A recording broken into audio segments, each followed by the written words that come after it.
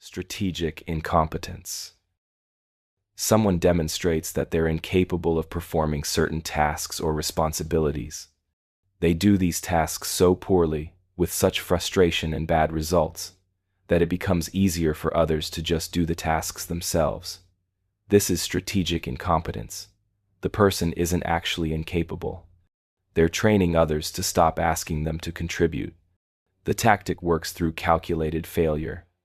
Someone asked to do dishes, breaks glassware, leaves food stuck on plates, floods the counter. Someone asked to handle scheduling, makes constant errors, double books appointments, forgets important events. Someone asked to manage finances, misplaces receipts, pays bills late, can't figure out basic budgeting software. Eventually, another person decides it's less stressful to handle these tasks themselves than to deal with the incompetent person's chaos. This happens in households constantly. One partner performs household labor so badly that the other partner takes over completely. The incompetent partner gets exactly what they wanted, freedom from responsibility, while maintaining the appearance of having tried. They're not lazy or selfish, they're just not good at these things. Other people are so much better at them. Isn't it more efficient for the capable person to handle everything? Workplaces see this with employees who make themselves useless for certain types of work. They're consistently unavailable, unreliable, or ineffective for tasks they don't want to do. But they're perfectly competent in areas they're interested in. The pattern reveals the strategic nature. Real incompetence is consistent. Strategic incompetence is selective. Managers assign work to reliable people because deadlines matter more than fair distribution. The strategically incompetent person has successfully trained their environment to leave them alone. Children learn this tactic early.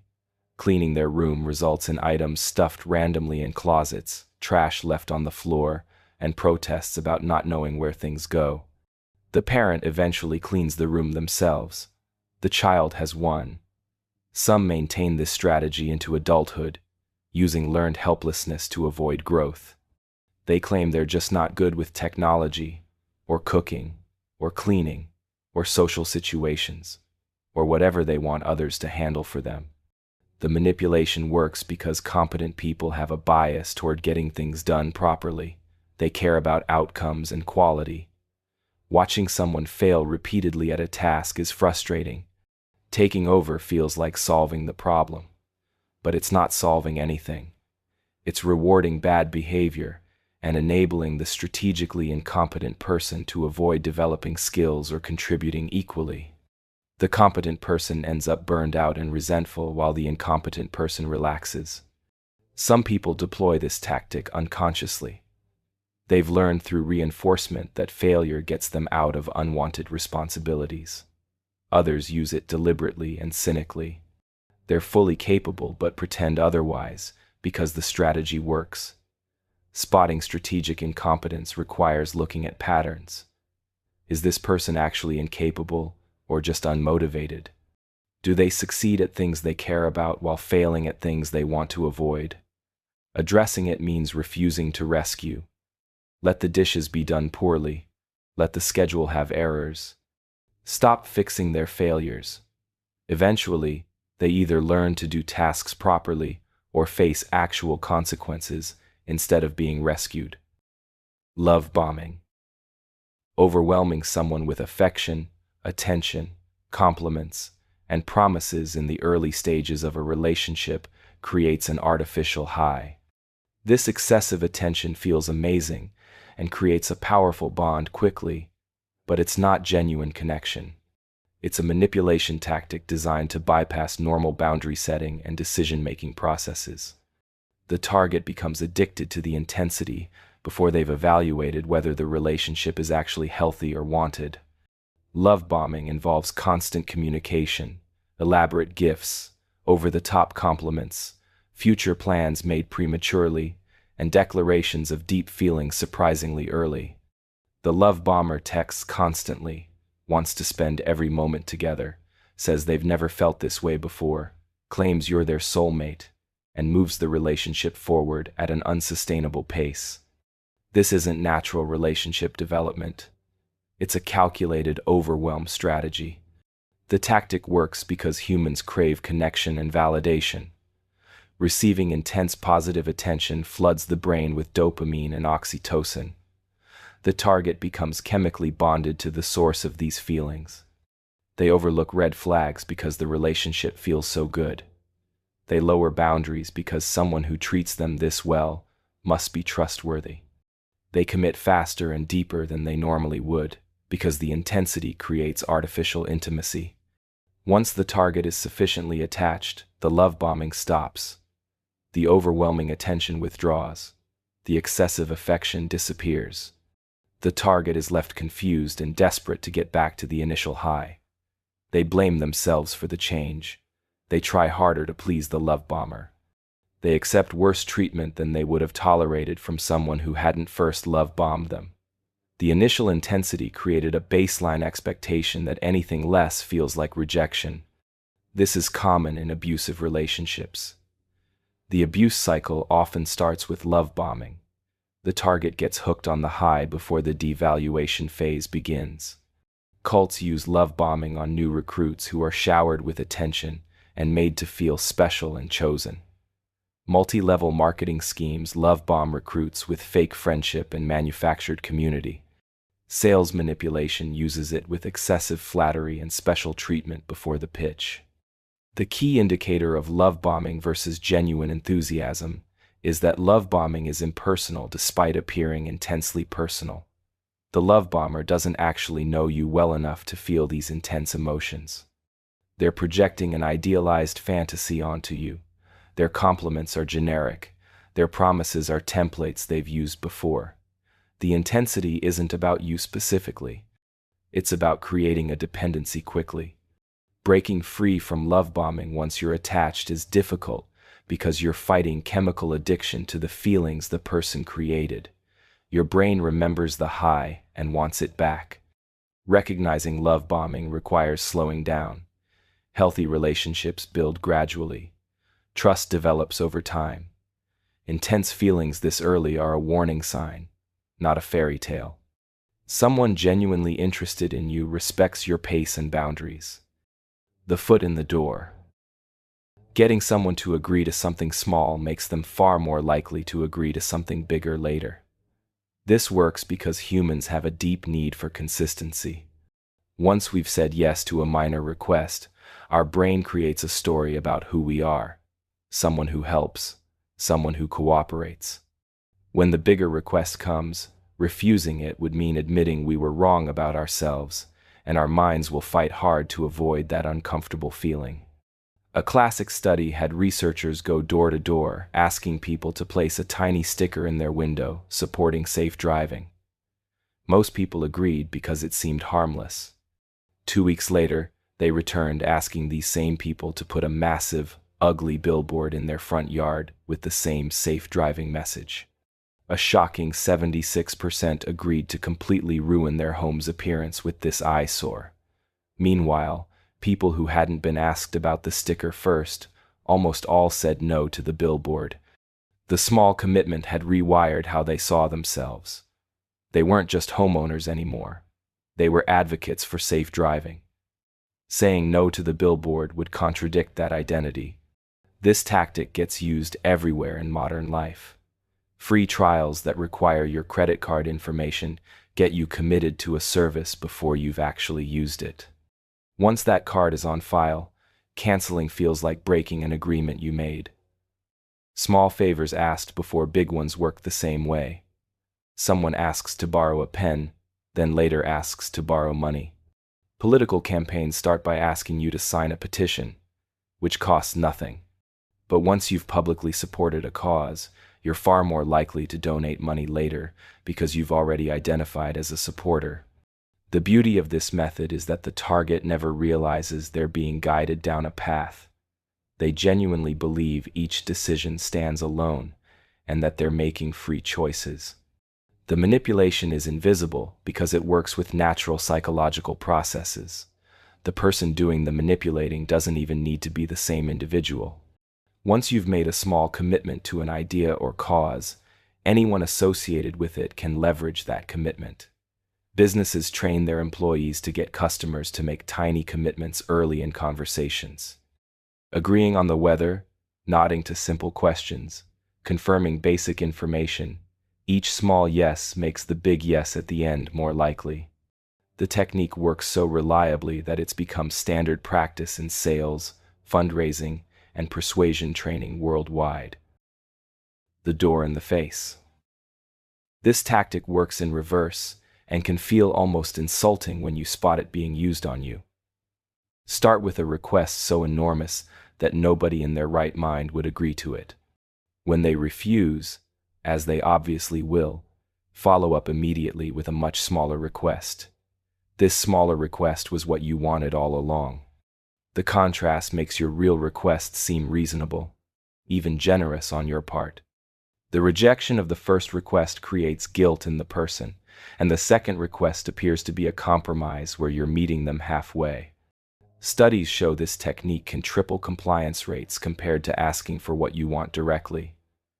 A researcher asked college students to volunteer 2 hours per week for 2 years at a juvenile detention center. Everyone said no without hesitation. The commitment was absurd. Then he immediately asked if they would chaperone a single 2-hour trip to the zoo with kids from the center. Half of them agreed. When he asked a different group only the second question without the ridiculous first request, only 17% volunteered. The absurd request made the smaller one feel like nothing by comparison. The guilt factor plays a huge role here. When someone makes a request and we say no, we feel a tiny bit guilty, even when the request was unreasonable. That guilt sits there in the conversation, like a debt we owe. When the second, smaller request comes, saying yes feels like a way to clear that debt and prove we're not completely unreasonable people. We're also influenced by the perception that the other person has compromised. They came down from their huge request to this tiny one. Surely we can meet them in the middle. This gets weaponized in negotiations constantly. A seller lists a house at an inflated price that nobody would ever pay. When buyers balk and walk away, they drop the price to what they actually wanted all along. The buyers feel like they won a victory and got a deal. They probably paid more than they would have if the house had been listed fairly from the start. Salespeople ask for premium packages with every add-on imaginable. When customers hesitate, they offer standard packages as if doing them a favor. The initial shock resets expectations completely. What seemed expensive now seems reasonable. This even works in personal relationships. Someone asks for something huge they know will get refused.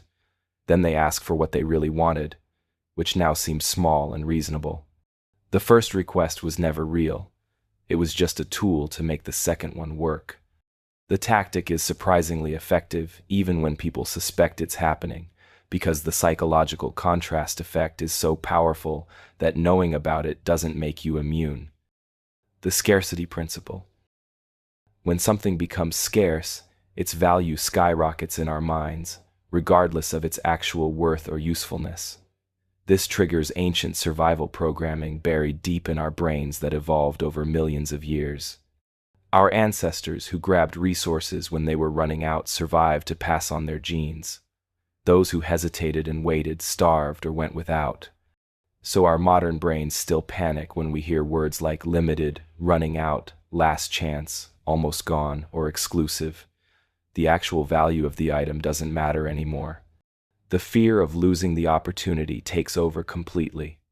Companies exploit this mercilessly and have entire departments dedicated to manufacturing artificial scarcity. Online stores show only 3 left in stock, warnings that may or may not be true. Sales have countdown timers creating false urgency. Limited edition products get released intentionally in small batches, not because production is difficult, but because scarcity increases demand. Once something sells out, they release another limited batch. The cycle repeats endlessly. The fear of missing out overrides rational thinking completely. A famous study gave people the exact same cookies from the same jar. One group was told the cookies were abundant, and there were plenty more. Another group was told they were nearly gone, and these were the last few. The second group rated the cookies as significantly tastier and more desirable, even though they were completely identical cookies. The perceived scarcity changed the entire experience of eating them. Their brains literally experienced more pleasure because the cookies seemed rare. Dating and relationship manipulation uses this principle extensively. Someone acts less available, cancels plans occasionally, seems busy with other friends or romantic interests. Suddenly they become more desirable to their partner. The partner starts chasing and investing more effort. Job offers with tight deadlines force decisions before proper consideration. Real estate agents mention other interested buyers to create urgency. Auction houses thrive on scarcity by having only one of each item. The principle works even when the scarcity is obviously artificial. Knowing that a company is manipulating you with false scarcity doesn't stop your brain from reacting to it. When a website says a sale ends tonight, you feel the pressure even if you know there will be another sale next week. The evolutionary programming is too strong to overcome with logic alone. Scarcity also works in reverse for information. Censored or banned content becomes more desirable. Tell someone they can't know something, and they become obsessed with learning it. Forbidden knowledge feels more valuable than freely available information. Secret groups feel more exclusive and worthwhile than open ones. The same psychological trigger fires whether the scarcity is about objects, time, access, or information. Social proof manipulation. People look to others to decide what's correct, appropriate, or valuable. When we're uncertain, we assume that what everyone else is doing must be right. This is social proof, and it's one of the most powerful forces shaping human behavior. We're tribal creatures who survived by going along with the group. Standing out or disagreeing with the majority was dangerous. That programming still runs in our modern brains even when the stakes are trivial. Manipulators manufacture fake social proof constantly. Businesses buy fake reviews and testimonials. They hire people to stand in lines outside their stores to make them look popular. They display bestseller labels that may be based on rigged or meaningless metrics. Influencers buy fake followers to appear more influential than they are. Once they have enough fake social proof, real social proof starts building on top of it. People follow accounts that already have lots of followers. They buy products with many reviews. They go to restaurants with lines outside. The fake proof creates real proof. A classic experiment had researchers plant actors on a street corner who all looked up at nothing. Within seconds, real pedestrians stopped and looked up too. The more actors staring upward, the more real people joined them. Nobody wanted to be the only one not seeing whatever everyone else was looking at. Even when there was obviously nothing there, people kept looking because the group was looking. The same effect happens with opinions, purchases, and behaviors. Canned laughter on television shows manipulates social proof. The fake laughter of an invisible audience makes real viewers more likely to laugh and to rate jokes as funnier. Bartenders salt their tip jars with money at the start of shifts to create the appearance that others are tipping well. Charities announce large donations to encourage more donations. Churches pass collection plates rather than having fixed boxes so people can see others giving. The manipulation gets darker when social proof is manufactured to normalize harmful behaviors. Online communities can make extreme views seem mainstream by showing only like-minded people. Someone surrounded by social proof that their destructive behavior is normal becomes resistant to outside input. They have their tribe, and the tribe validates them. Conspiracy theories spread through manufactured social proof. A few loud voices make a fringe idea seem widely believed. More people join because they don't want to be left out or wrong. Marketing teams obsess over social proof because it's cheaper and more effective than traditional advertising. One genuine testimonial from someone similar to the target audience outperforms dozens of professional ads. Photos of crowds using a product work better than photos of the product itself. Numbers displayed prominently matter. Join 10 million users is more compelling than any description of features. The specific number matters less than the appearance that lots of others are already on board. The tactic works because questioning social proof feels like questioning your own judgment and rejecting your community. If everyone else thinks something is good, maybe you're the one who's wrong. Maybe you're missing something. That doubt is powerful enough to override your direct experience and personal preferences. Breaking free requires recognizing that social proof can be manufactured and that popularity doesn't equal quality or correctness. But even armed with that knowledge, the pull of the crowd remains strong. Emotional debt collection. Some people keep detailed mental records of every emotional moment, every difficulty, every sacrifice, and every time they were there for someone. They store these memories carefully, often exaggerating them over time. Then they cash in this emotional debt whenever they need compliance, favors, or control. This works because it reframes a relationship as a transaction where you're perpetually behind on payments. The tactic starts with someone positioning themselves as a victim or martyr. They emphasize their struggles, their efforts, their suffering. They make sure you know everything they've been through and everything they've done. The stories get retold and refined. Details that make them look more sympathetic get added. Details that show mutual benefit or their own choices get removed. Over time, a narrative builds that they've endured tremendous hardship or made great sacrifices. When they need something from you, out comes the ledger. Remember when they helped you move? Remember when they listened to your problems? Remember how hard things were for them? The implication is clear. You owe them. The debt must be paid. Refusing their request isn't just saying no. It's being heartless, ungrateful, and cruel to someone who suffered so much and done so much for you.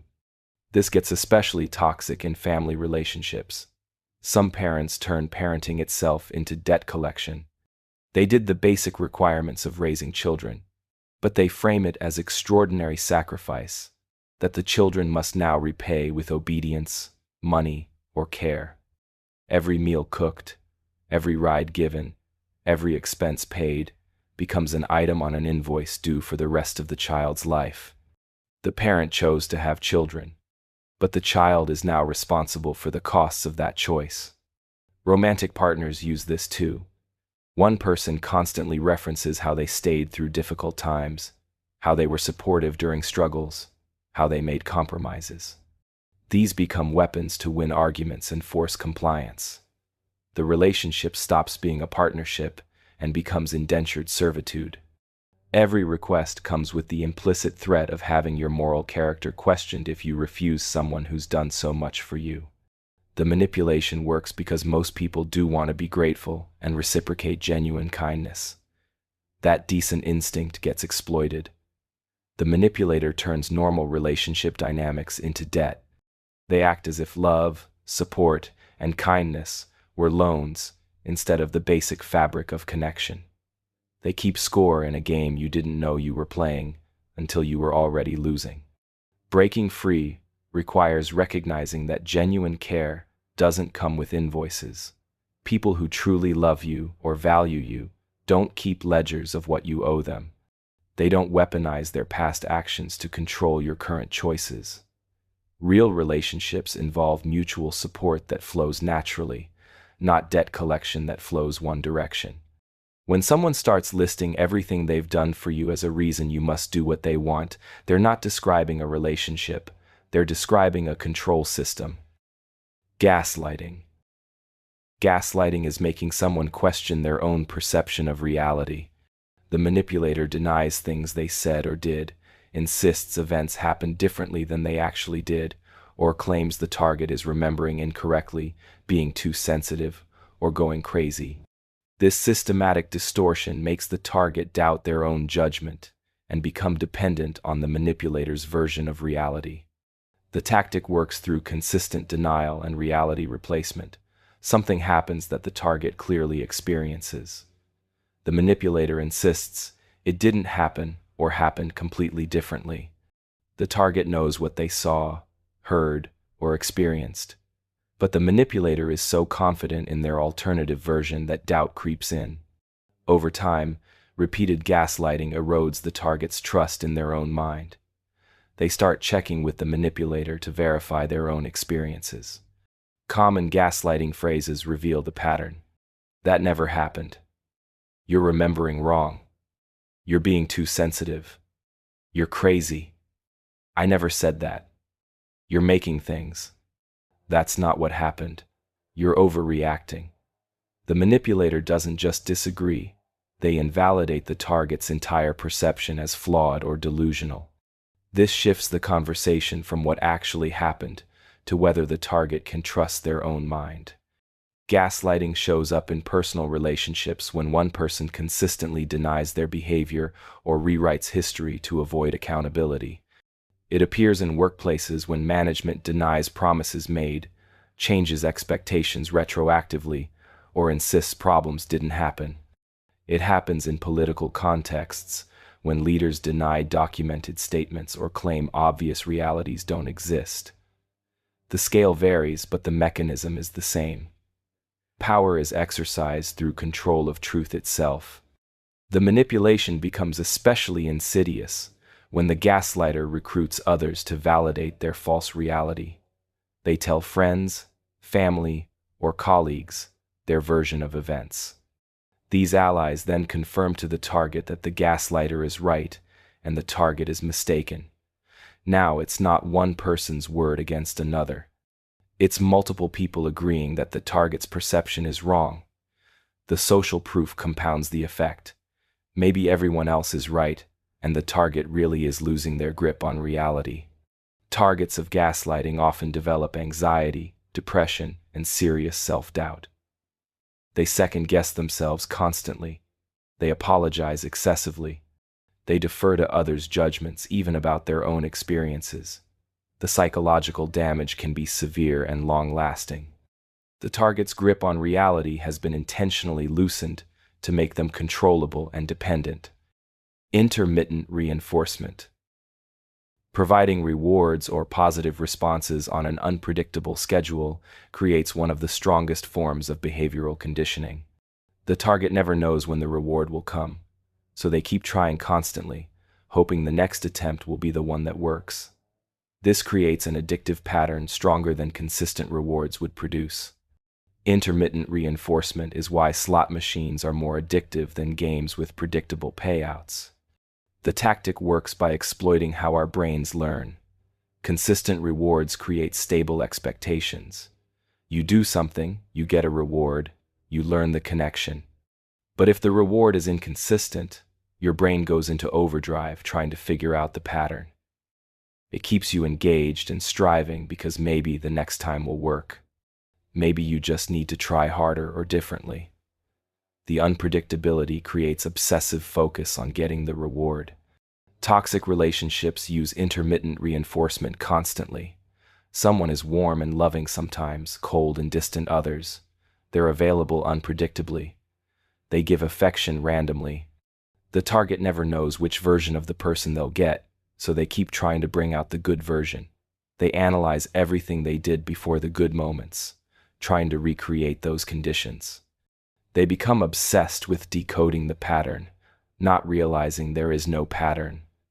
The unpredictability is the point. Workplaces exploit this with unpredictable recognition and rewards. Sometimes hard work gets praised. Sometimes it's ignored. Promotions seem random. Bonuses are inconsistent.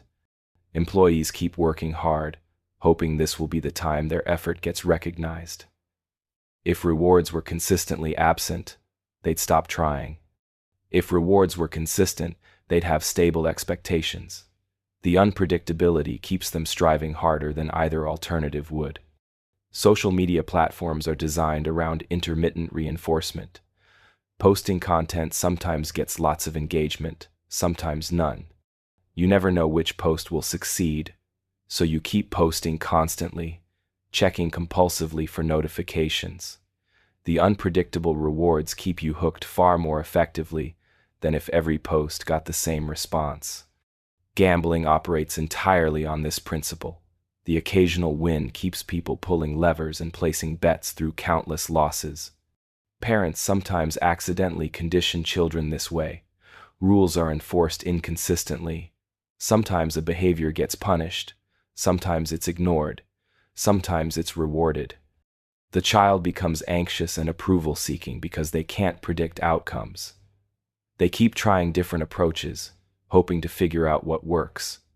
Adults who grew up with intermittent reinforcement often struggle with relationships because they're conditioned to stay in situations, hoping the good moments will return.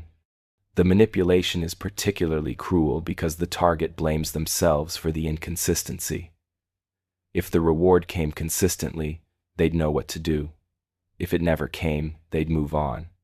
But the random schedule makes them think they're missing something. They're not trying right enough. They haven't cracked the code yet. They internalize the failure instead of recognizing the system is designed to keep them striving without satisfaction. Manufactured dependence. Creating situations where someone becomes dependent on you gives you power over them. This happens through controlling resources, information, skills, social connections, or emotional stability.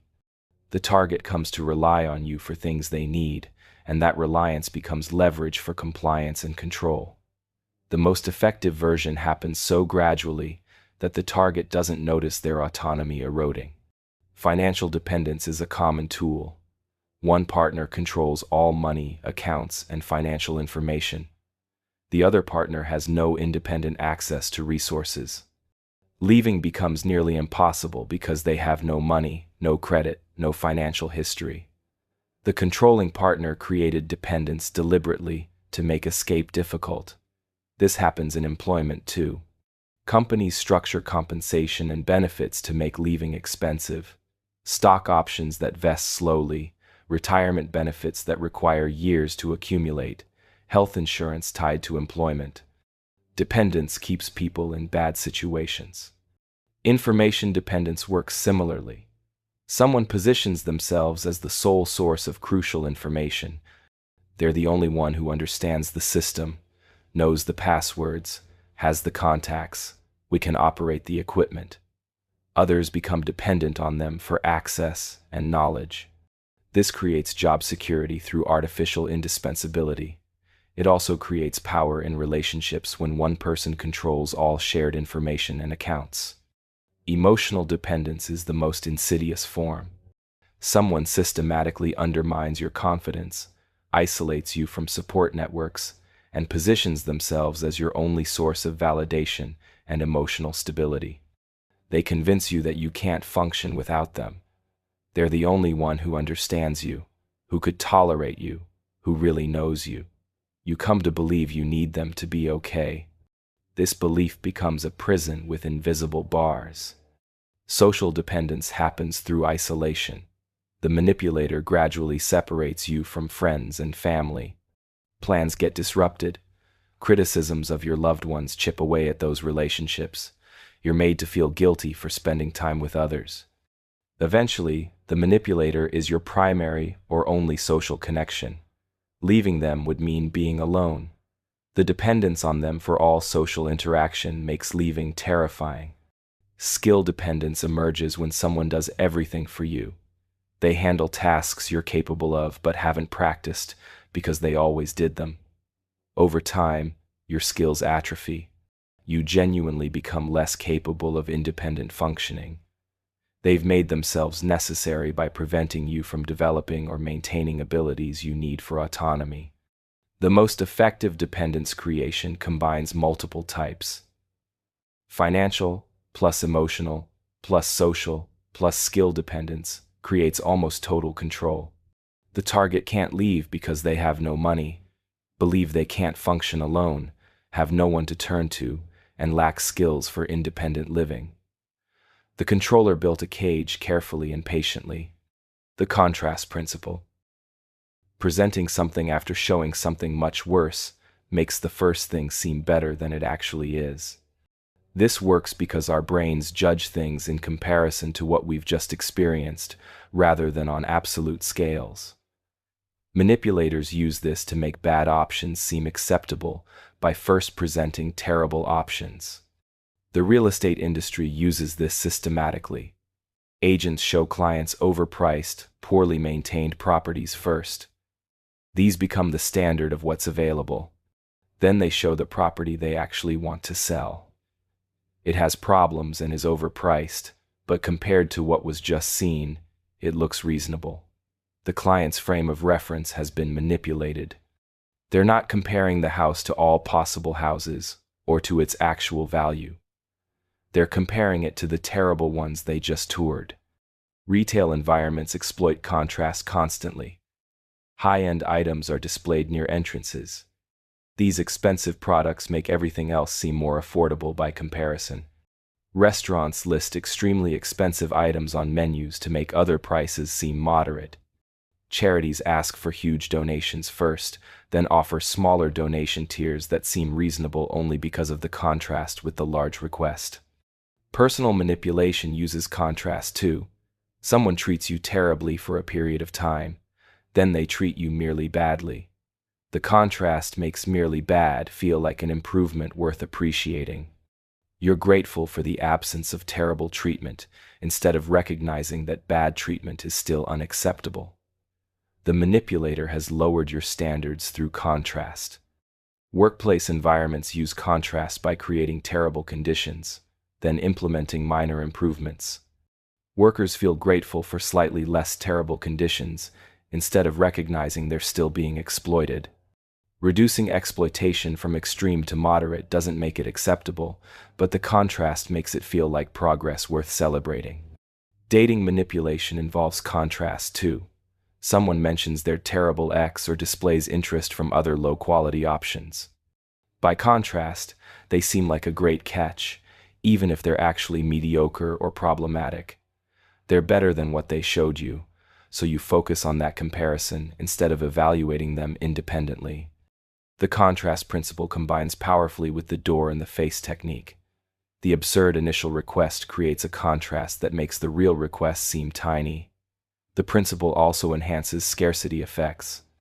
Showing someone abundance, then scarcity, makes the scarcity feel more dramatic. It works with anchoring too. The initial ridiculous anchor creates contrast that makes subsequent numbers seem reasonable. Artificial time pressure. Creating urgency where none naturally exists rushes people into decisions before they can think clearly. Time pressure triggers stress responses that narrow focus and reduce careful analysis. People make choices they wouldn't make with adequate time to consider options and consequences. Manipulators manufacture false deadlines and artificial urgency to exploit these effects. Sales environments use this constantly. Limited time offers, sales ending tonight, flash deals, countdown timers. Most of these deadlines are fake. The sale will return next week under a different name. The limited offer is actually unlimited. But the manufactured urgency triggers fear of missing out and pushes people to buy immediately without proper consideration. If customers had time to think, research, and compare options, they'd often choose differently or not purchase at all. Real estate creates artificial urgency by mentioning other interested buyers or suggesting properties will sell quickly. Sometimes this is true. Often, it's manufactured pressure to rush decisions on the largest purchase most people make. Investment scams use urgent language about once-in-a-lifetime opportunities disappearing soon. The urgency prevents the target from doing research that would reveal the scam. Relationship manipulation uses artificial urgency too. Someone creates deadlines for commitment. Decide now whether you want this relationship or they're moving on. The pressure prevents the target from taking time to evaluate whether the relationship actually serves them. Job offers with extremely short decision windows prevent candidates from negotiating properly or considering other options. The pressure benefits the employer. Political manipulation relies heavily on artificial urgency. Crises are declared that require immediate action without debate. Emergency powers are claimed. Discussion is framed as dangerous delay. Later analysis often reveals the urgency was manufactured to bypass normal decision-making processes that would have resulted in different outcomes. The tactic works because time pressure activates stress responses that evolved for physical emergencies. When actually in immediate danger, quick decisions without extensive analysis are appropriate. But most modern decisions benefit from careful thought. Artificial urgency hijacks emergency response systems to make non-emergency decisions under inappropriate conditions. People's judgment degrades under time pressure. They focus on immediate factors and miss important details. They choose options that feel safe rather than options that are good. They act to relieve the discomfort of pressure rather than to serve their actual interests. Manipulators know that given adequate time, people might notice problems, seek advice, do research, or simply decide against whatever is being pushed. Time prevents all of that. It forces action before wisdom can develop. Recognizing artificial time pressure requires asking whether the urgency is real or manufactured. Most things that are presented as urgent aren't actually urgent. Real emergencies are rare. Manufactured urgency is constant because it works. The false dilemma. Presenting only two options when more actually exist forces people to choose between artificial extremes. This is also called false dichotomy or black and white thinking. The manipulator frames situations as having only two possible paths when reality contains many options. This constrains thinking and makes one of the two presented options seem necessary by eliminating all alternatives from consideration. Political discourse runs on false dilemmas constantly. You're either with us or against us. You either support this policy completely or you want chaos. The middle ground, alternative approaches, and nuanced positions get eliminated from discussion. People are forced to pick a side in artificially created binary choices that don't represent the full range of possibilities. Personal manipulation uses false dilemmas in relationships. Either you trust me completely or you don't trust me at all. Either you're committed to this relationship or you should leave right now. Either you agree with me about this or you don't respect me. These eliminate moderate positions, boundaries, and reasonable disagreement.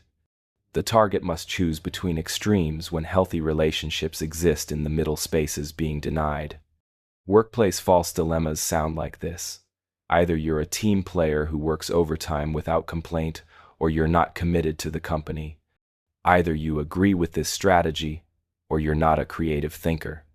The false dilemma eliminates options like being committed but having boundaries, or disagreeing with one strategy while supporting the overall mission.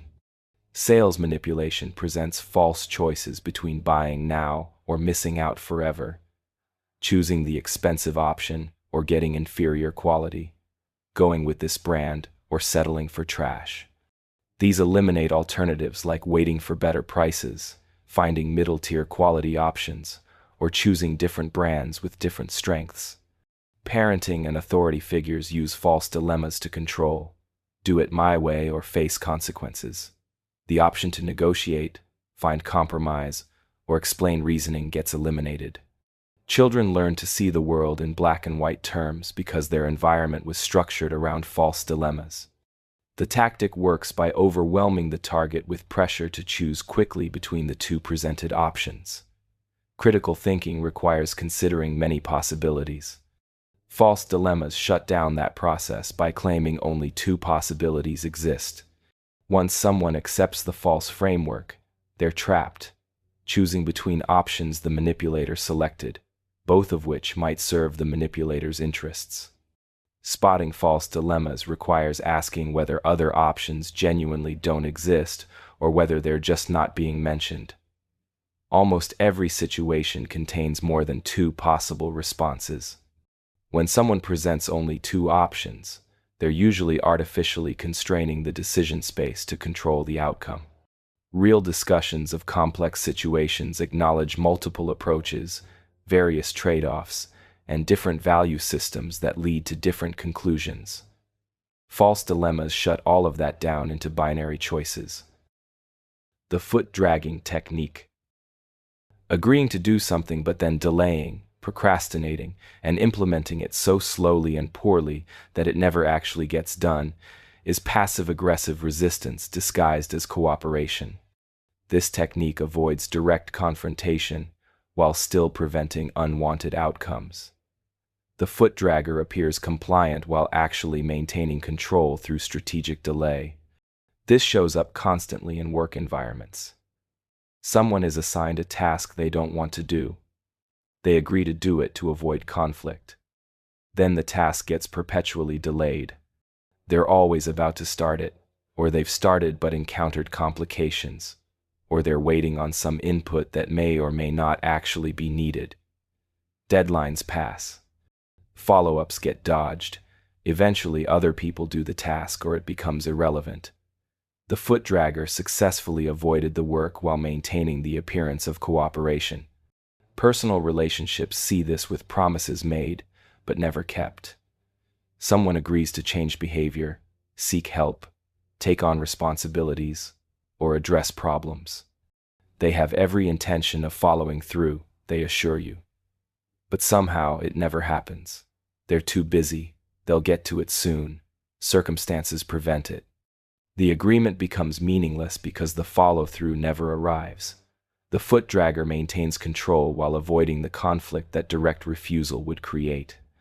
Bureaucracies and institutions use foot-dragging as policy. They appear to address complaints or implement changes while actually doing everything as slowly as possible. Forms get lost. Processes require endless steps. Reviews take months or years. By the time action might happen, the complainant has given up or the issue has changed. The institution maintains the appearance of responsiveness, while actually maintaining the status quo through deliberate inefficiency. Political foot-dragging happens when unpopular but required actions get agreed to, then implemented so slowly and incompletely that they never actually occur. Reforms get announced with great fanfare, then die in endless committee meetings and budget discussions. The appearance of progress prevents pressure for actual change. Years pass with nothing accomplished because foot-dragging created delay disguised as process. The manipulative version of this technique involves deliberate strategic delay rather than simple procrastination. The foot-dragger knows exactly what they're doing. They're refusing to act while avoiding the consequences of explicit refusal. They maintain the moral high ground of having agreed while achieving the practical outcome of having refused. They can't be called uncooperative because they agreed. They can't be forced to perform because they're apparently trying but encountering difficulties. Countering foot-dragging requires imposing real deadlines, with real consequences, and following through. Vague agreements get exploited. Specific, time-bound commitments with accountability are harder to evade. But even these aren't foolproof. Skilled foot-draggers will meet letters of commitments while violating spirits of them. They'll implement changes so poorly that they don't actually work. They'll meet deadlines with useless compliance. Triangulation. Controlling relationships by creating rivalry, jealousy, or comparison between people who should be allies puts the manipulator at the center of all connections and information flow. Instead of two people communicating directly, all communication goes through the manipulator who shapes, filters, and distorts it to maintain control. This is triangulation, and it's devastatingly effective for maintaining power. Family systems often center on a triangulating parent. Instead of siblings communicating directly with each other, all communication goes through the parent.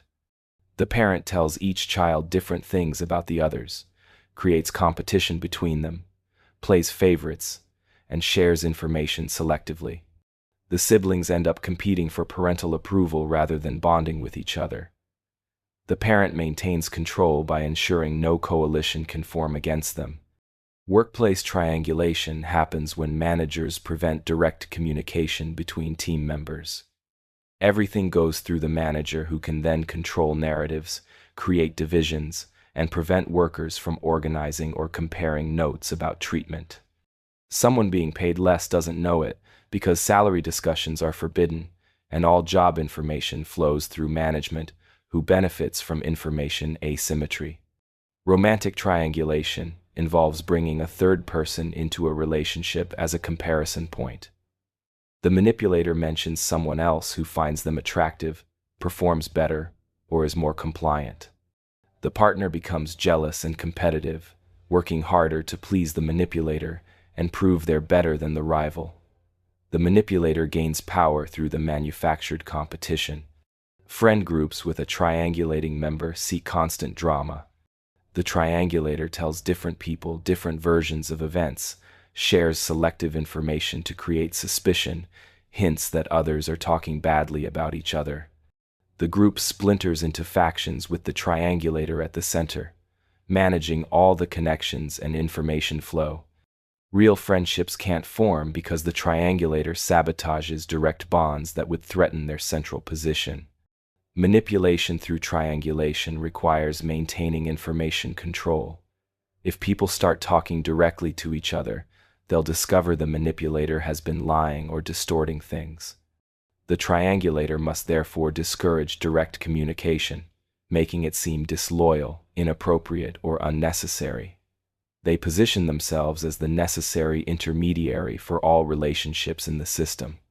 The tactic creates tremendous instability and prevents genuine connection. People in triangulated systems spend energy on rivalry and jealousy rather than on addressing the actual problem, which is the person creating the triangle. They fight each other instead of recognizing they're being manipulated. The manipulator maintains power through division while appearing helpful and central to everyone. The Martyr Complex. Positioning yourself as someone who sacrifices endlessly for others, often suffering in the process, creates a powerful form of manipulation. The martyr does things without being asked, often things that weren't needed or wanted, then uses their self-imposed sacrifice to create guilt and obligation in others. Their suffering becomes a weapon for control and a shield against criticism. The martyr makes sure everyone knows about their sacrifices. They talk constantly about how hard they work, how much they give up, how tired they are, how much they do for others. The message is clear. They're suffering because of you, and you owe them for it. But here's the key. Much of their suffering is self-created or exaggerated specifically to generate this debt. Family martyrs are common. A parent who sacrifices everything for their children makes sure the children know it constantly. The children didn't ask for these sacrifices. The parent chose them, or the sacrifices weren't actually necessary. But the children now carry guilt for the parent's suffering and feel obligated to repay these unrequested sacrifices with compliance and gratitude. The parent has weaponized their own choices. Workplace martyrs stay late, take on extra work, and act overworked and exhausted. They want recognition and special treatment for their extra effort. But often, the extra work wasn't needed or wasn't asked for. They created their own overwork to position themselves as indispensable and to make others feel guilty for having boundaries. When others leave on time, the martyr's pained expression communicates judgment. Relationship martyrs sacrifice their needs, preferences, and goals for their partner. They seem selfless and devoted, but they keep score of every sacrifice. Eventually, they cash in this stored suffering to demand compliance, prohibit the partner's independence, or win arguments. Every request the partner makes gets met with reminders of all the martyr has given up. The relationship becomes hostage to the martyr's self-created suffering. The manipulation works because sacrifice is culturally valued. Calling out a martyr seems ungrateful and selfish. The martyr can position anyone who resists their control as someone who doesn't appreciate all that's been done for them. They're the victim here. Look how much they've suffered. Look how little others appreciate it. The martyr gets both the moral high ground and control through guilt. Real sacrifice is quiet and doesn't come with invoices. People who genuinely give to others don't constantly advertise their generosity or use it to manipulate. They give because they want to, and they don't expect repayment. Martyrs give to create obligation. Their generosity is the investment they plan to collect on with interest. The martyr also uses their suffering to avoid accountability.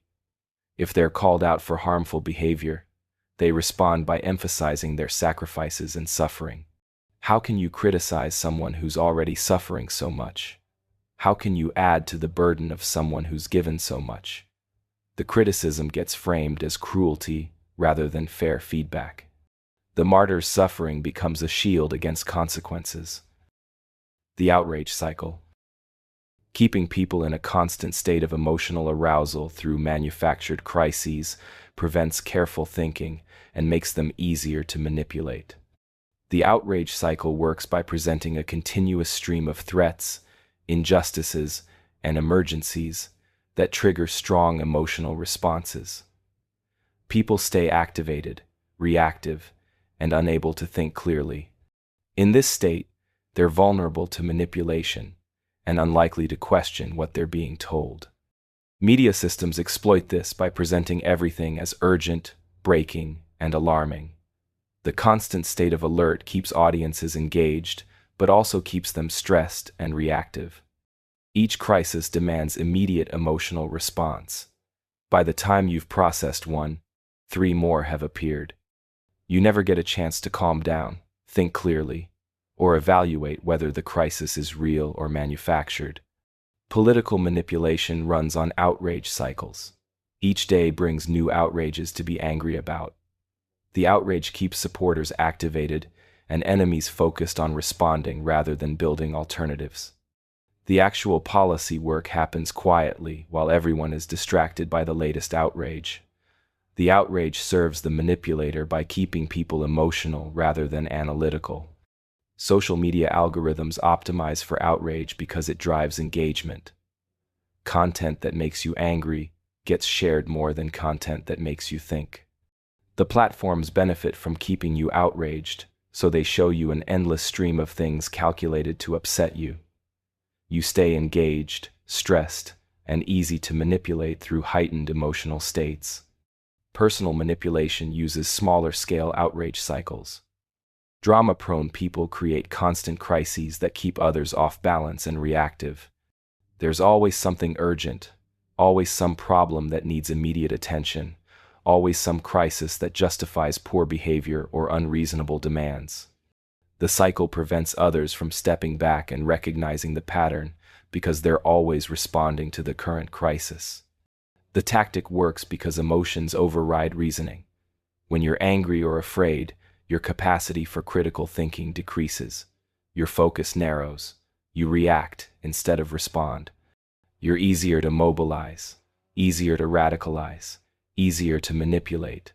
The outrage cycle deliberately maintains this emotional state because calm, thoughtful people are harder to control. Chronic outrage also causes exhaustion and numbness. Eventually, people become so overwhelmed that they stop caring or paying attention. This serves manipulators too. An exhausted, disengaged population doesn't resist effectively. The outrage cycle can activate people for manipulation or exhaust them into passivity. Either state benefits those creating the cycle. The cycle becomes addictive. Your brain adapts to constant outrage and starts to crave it. Calm feels uncomfortable. You seek out things to be angry about because that's become your baseline emotional state. The manipulator has hooked you on outrage and can continue feeding your addiction while using your emotional state for their purposes. Deliberate misunderstanding. Consistently misinterpreting clear communication creates frustration and forces you to constantly re-explain yourself, often with escalating emotion that can then be used against you. This isn't accidental misunderstanding.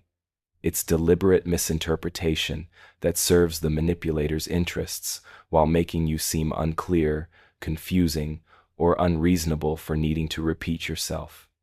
This shows up when you state something clearly and they respond to something you didn't say.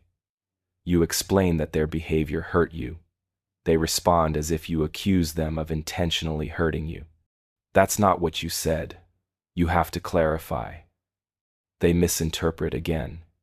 You're now several exchanges in trying to get basic comprehension of your actual words.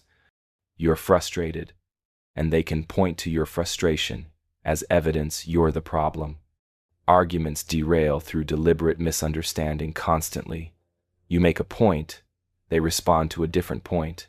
You clarify, they still don't address what you actually said. They're having a different conversation, arguing against things you never claimed. You can't make progress because they won't engage with your actual position. They're engaging with a distorted version that's easier for them to argue against, or that makes you look worse. Workplace deliberate misunderstanding happens when you give clear instructions or feedback, and the person acts as if they didn't understand. They do exactly what you didn't ask for. You explain again. They still do it wrong. Either they're genuinely incapable of understanding basic communication, or they're deliberately misunderstanding to avoid complying or to make you look like a poor communicator. Written communication gets deliberately misunderstood too. You send a clear email or message. The response addresses something completely different or interprets your words in the most uncharitable way possible. You have to send follow-ups clarifying what should have been clear the first time. The person can later claim you weren't clear, pointing to all the follow-ups as evidence, when actually the follow-ups were only needed because of their deliberate misinterpretation. The tactic serves multiple purposes. It derails conversations from topics the manipulator doesn't want to discuss. It exhausts you with repetitive clarification attempts. It creates the appearance that you're a poor communicator, when actually the problem is their reception. It makes you emotional through frustration, which they can then use to dismiss your points. It wastes time and energy that could have gone toward productive discussion. Gaslighting combines with deliberate misunderstanding. You know what you said was clear, they keep claiming it wasn't. You start doubting whether you actually communicated clearly. Maybe you're not as articulate as you thought. The deliberate misunderstanding erodes your confidence in your ability to communicate and makes you question your clarity even when you were perfectly clear. Some people do this unconsciously as a defense mechanism. When they don't want to hear something, their brain genuinely doesn't process it accurately. Others do it deliberately as a manipulation tactic. They understand perfectly but misinterpret strategically because misunderstanding serves them. The effect is the same either way. Your clear communication gets consistently misconstrued. The anchoring effect. The first number mentioned in any negotiation becomes the anchor point that shapes all following discussions. This happens automatically and unconsciously. Our brains grab onto that initial number and use it as a reference point for what's reasonable, even when the number is completely arbitrary and irrational. Every subsequent offer gets judged not on its own merit, but on how it compares to that first anchor. Studies demonstrate this with disturbing clarity. Researchers asked people if Gandhi died before or after age 9. Obviously, nobody thinks Gandhi died as a child. Then they asked people to estimate his actual age at death. The average guess was 50. Another group was first asked if Gandhi died before or after age 140. Then they guessed his actual age at death. This group's average guess was 67. The absurd anchors, despite being clearly wrong, still influenced final estimates by 17 years. Real estate agents use this constantly. They show you overpriced houses first. These terrible values become your anchor. When they show you the house they actually want you to buy, it seems reasonable by comparison, even if it's still overpriced. Your brain is comparing it to the anchors, not to actual market value. Car salespeople do the same. They start with the fully loaded model at maximum price. Every downgrade from there feels like you're saving money and getting a deal. You end up spending more than you would have if they'd started with a base model. Salary negotiations get shaped by whoever states a number first. If an employer asks your salary expectations and you say a number, that becomes the anchor and they'll negotiate down from there. If they state a number first and it's low, that's your anchor and you're now fighting upward from a bad position. Skilled negotiators know to anchor high if they're selling and anchor low if they're buying. They also know to get their anchor on the table before the other side does. The effect works even when people are warned about it in advance. Knowing that anchoring exists doesn't make you immune to it. Your brain still uses the first number as a reference point, even when you consciously recognize it as manipulation. The anchor gets embedded in your thinking before your rational mind can evaluate it properly. Arbitrary factors create anchors too. Experiments showed that people's social security numbers influenced how much they would pay for items in an auction. People with higher social security numbers bid more. Random numbers floating in their heads became anchors for completely unrelated decisions. This tactic extends beyond money. The first impression of a person becomes an anchor for all future interactions. Initial descriptions of situations anchor how we interpret new information. First offers in any trade or exchange anchor the perceived value of what's being traded. Breaking free from anchors requires consciously ignoring the first number given and doing independent research on actual values. You need your own anchor based on reality, rather than accepting someone else's manufactured starting point. But even then, that first number whispers in the back of your mind. Minimization. Downplaying the seriousness or impact of harmful behavior makes victims doubt their own reactions and accept treatment they should reject. Minimization tells you that what happened wasn't that bad, wasn't harmful, wasn't intentional, or isn't worth being upset about. This protects the perpetrator from accountability while making the victim feel oversensitive for having normal reactions to harmful treatment. This appears immediately after harm. Instead of acknowledgement or apology, the perpetrator minimizes. It was just a joke. I barely touched you. That's not what happened. You're overreacting. It wasn't a big deal. The victim's experience of harm gets overwritten by the perpetrator's insistence that harm wasn't significant. The minimization works by making the victim question their own judgment. If multiple people or authority figures reinforce the minimization, the victim starts to believe maybe they are overreacting. Maybe it wasn't that bad. Maybe they're too sensitive. They internalize the minimization and stop trusting their own assessment of their experiences. Abuse gets minimized systematically. Physical violence gets framed as losing control rather than deliberate harm.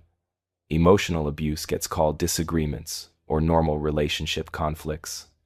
Exploitation gets framed as mutual arrangements. The minimization allows the abuse to continue because it's reframed as something less serious that doesn't require change or consequences. Workplace harm gets minimized constantly. Discrimination gets called personality conflicts. Sexual harassment gets framed as awkward social situations. Wage theft gets explained as complicated pay structures.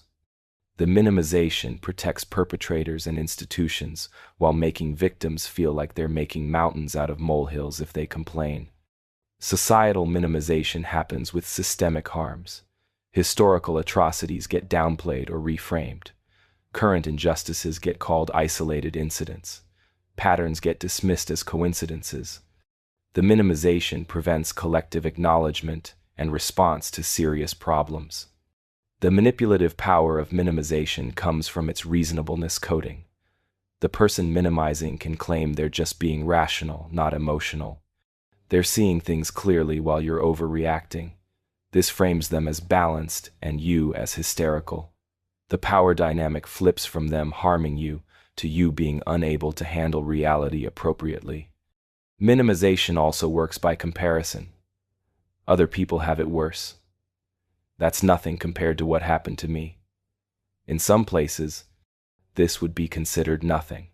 The existence of worse harm doesn't make current harm acceptable, but the comparison reframes your response as disproportionate.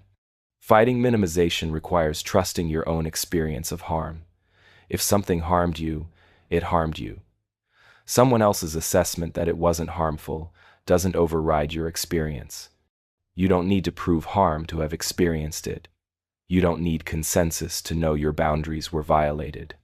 Patterns of minimization reveal themselves over time. If someone consistently downplays their harmful behavior, refuses to acknowledge impact, or makes you feel crazy for normal reactions, that's systematic minimization as manipulation. It serves them by avoiding accountability and serves to control you by making you doubt yourself. Refusing to accept minimization means insisting on your right to name your own experiences and set your own boundaries based on your assessment of situations, rather than accepting others' minimization of harms done to you. This feels aggressive when you've been trained to defer to others' framing of events, but it's actually just maintaining basic sovereignty over your own experience and reactions. The Reciprocity Trap. Humans have a deeply embedded need to return favors. When someone does something for us, we feel uncomfortable until we've done something back. This feeling of owing someone is so powerful that people will agree to do things they would normally never consider, just to clear the psychological debt. The key to this tactic is that the initial favor doesn't need to be requested or even wanted. An unrequested favor still creates the feeling of obligation.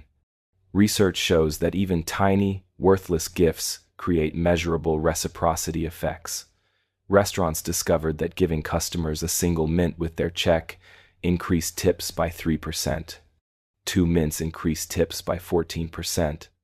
But here's where it gets interesting. If the waiter gave 1 mint, walked away, then returned, and gave a second mint while saying it was specifically for them, tips jumped 20%. The appearance of a personal gesture multiplied the effect dramatically. This works because the favor comes first, before you've decided whether you want to participate in this exchange. Someone gives you something, shares information, does you a kindness, or helps you with a task. Now you owe them. Your brain keeps track of this debt automatically. When they later ask for something, even if it's much larger than what they gave you, refusing feels wrong. You're not just declining a request. You're being ungrateful and breaking the social contract. Manipulative people exploit this deliberately. They do unsolicited favors, give unwanted gifts, or offer help you didn't ask for.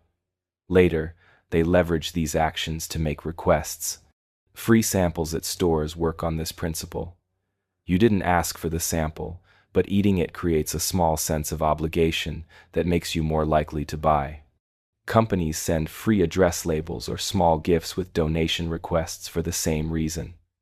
Politicians do constituent favors not just to be helpful, but to build obligation. The tactic becomes dark when the initial favor is forced or exaggerated. Someone helps you with something minor, then retells the story, making their help seem much bigger than it was. Now you owe them for this inflated version of events. Or they help you with something you specifically said you didn't need help with, then act like you owe them big time. Some people keep mental ledgers of every tiny thing they've ever done for others, ready to cash in these debts whenever convenient. The reciprocity trap is particularly insidious because reciprocity itself is a positive social norm that makes communities function. We should help each other and return kindness. But that good instinct gets weaponized. The person using this tactic can even act hurt if you don't reciprocate, making you feel like a bad person. They frame your refusal as a character flaw rather than a reasonable boundary. Breaking free requires recognizing that uninvited favors don't create legitimate obligations, and that you're allowed to decline exchanges you never agreed to participate in. Manufactured jealousy. Deliberately creating jealousy by flirting with others, mentioning attractive alternatives, or suggesting your attention could easily go elsewhere controls partners through insecurity and competition. The target becomes focused on winning and keeping your attention, rather than evaluating whether the relationship actually serves them. Jealousy makes people more possessive, more compliant, and less likely to leave. This starts subtly with comments about attractive people, ex-partners who are supposedly still interested, or others who are pursuing them. These comments are designed to make the target feel their position is precarious. Competition exists. They need to work harder to keep this person's interest. The manufactured jealousy creates artificial scarcity of the manipulator's attention and affection. The tactic escalates with actual flirting in front of the partner. The manipulator claims it means nothing, they're just friendly. The partner is being paranoid. But the behavior is calculated to create insecurity. The partner sees their person giving attention to others and feels the threat to their relationship. They become more accommodating and less demanding to secure their position. Some manipulators maintain backup options openly, making sure their current partner knows others are waiting.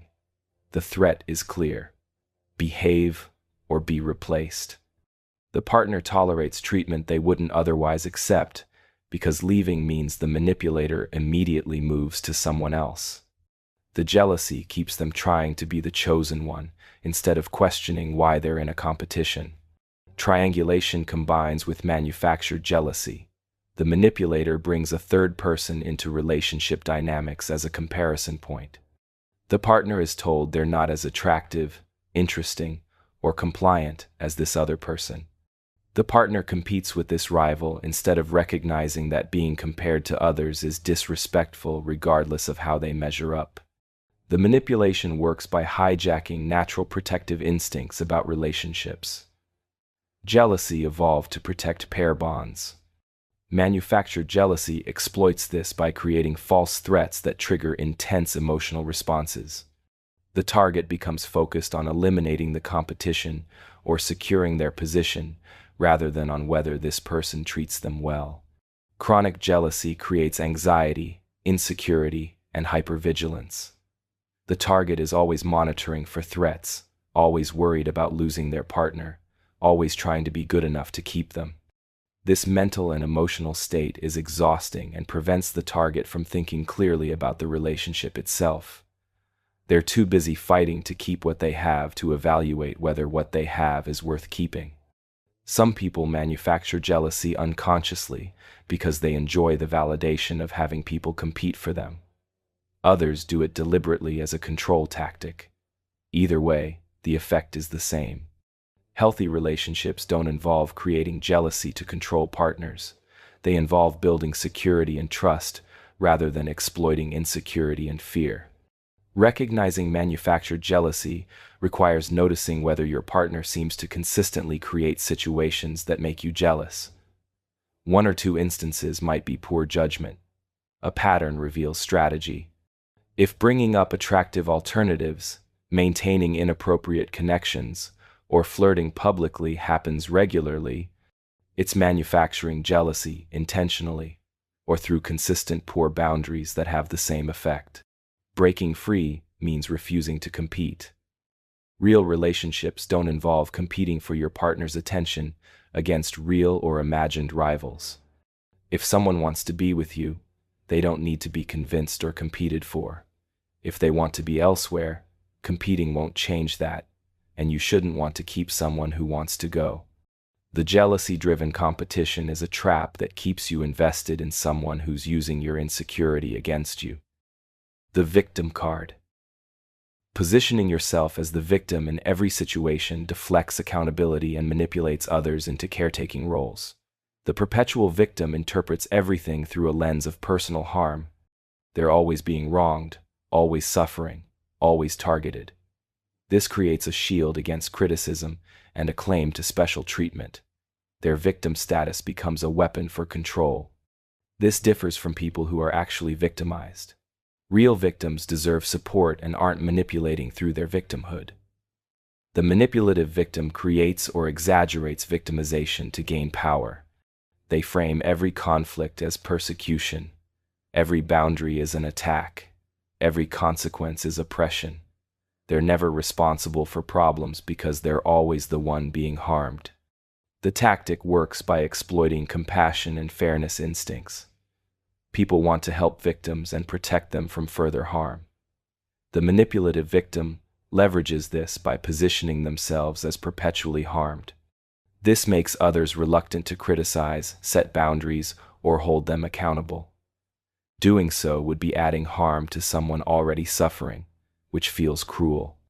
Arguments get derailed when one person plays the victim card. They did something harmful. Instead of acknowledging it, they focus on how they're the one really suffering here. They reframe the conversation from their harmful behavior to the harm they're experiencing. The original issue never gets addressed because everyone is now focused on comforting the victim. Workplace victim card players claim persecution when they face normal accountability. Performance reviews become targeting. Not getting promotions they weren't qualified for becomes discrimination. Having to follow rules everyone follows becomes harassment. They position themselves as martyrs being victimized by unreasonable expectations, when actually they're just facing the same standards as everyone else. The professional victim often has a persecution narrative they return to constantly. The world is against them. People are always treating them unfairly. They can't catch a break. Nothing is ever their fault because they're too busy being victimized by circumstances and other people. This external locus of control means they never have to change or grow because they're not responsible for anything bad that happens. Victim mentality combines with other manipulation tactics powerfully. It works with gaslighting by claiming that attempts to address their behavior are actually attacks on them. It works with Darvo by reversing victim and offender roles. It works with the Martyr Complex by adding suffering to sacrifice. The victim card is versatile manipulation that plugs into multiple other strategies. The manipulation becomes obvious when someone is always the victim, regardless of situation or context. Real life includes times when you're wronged and times when you're in the wrong. The manipulative victim is never in the wrong. They have a victim narrative for every situation. Their spouse is abusive, their employer is unfair, their friends are unsupportive, their family is toxic. Everyone in their life is harming them somehow, and they're never contributing to problems. The discomfort of being cast as a perpetrator when you're trying to be fair is intense. The victim card is designed to create that discomfort to make you back down. But backing down enables the manipulation and prevents genuine relationship dynamics from developing. The Escalation Ladder. Responding to reasonable requests or boundaries with disproportionate escalation trains people to stop making requests or setting boundaries to avoid the escalated response. If asking for something small results in a huge fight, you learn to stop asking. This creates a dynamic where the escalator gets their way constantly because others are afraid of triggering escalation. Someone makes a simple request. Could you help with dishes? The escalator responds with rage, hurt, or extensive counterattacks. The request was reasonable, but the response makes it feel like you asked for something outrageous. You learn that making requests costs more than just doing things yourself. You stop making requests. The escalator successfully trained you out of asking for anything. Boundary setting triggers escalation. You set a reasonable boundary. The escalator responds with threats, emotional breakdowns, or punishment that's wildly disproportionate to the boundary. You learn that having boundaries causes chaos. You stop setting boundaries. The escalator successfully eliminated your boundaries through making boundary setting unbearable. Children in escalator households learn to never ask for anything or express any needs because any expression results in explosions. They become invisible, tiptoeing around, trying not to trigger escalation. Adults from these households often struggle to have needs or set boundaries because they learned young that expressing yourself results in disproportionate consequences. Workplace escalators respond to normal feedback or requests with threats, anger, or retaliation. Employees learn to stay silent about problems because speaking up costs too much. The escalator maintains a dysfunction-friendly environment because nobody dares trigger their escalation by trying to improve anything. The tactic works through conditioning.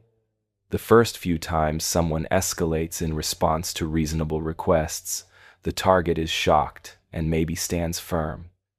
But repeated disproportionate responses create conditioning. The target's brain learns that certain behaviors lead to terrible outcomes. The target avoids those behaviors even when rationally they know they should be fine. The conditioning is stronger than logic. Escalation also works by making the target responsible for the escalator's response. You asked for something small, they had a meltdown. Somehow that's your fault for asking. You triggered them. You should have known better. The escalation gets blamed on the person who made the reasonable request rather than on the person who responded unreasonably. This reinforces the conditioning by adding guilt. Some people escalate unconsciously. They have poor emotional regulation and genuinely can't control their disproportionate responses. Others escalate strategically, knowing that making reasonable requests unbearable will train others out of making them. The effect is the same. Others learn to suppress their needs and boundaries to avoid escalation. The escalation ladder can climb. First, making requests triggers escalation. Then, expressing feelings triggers it.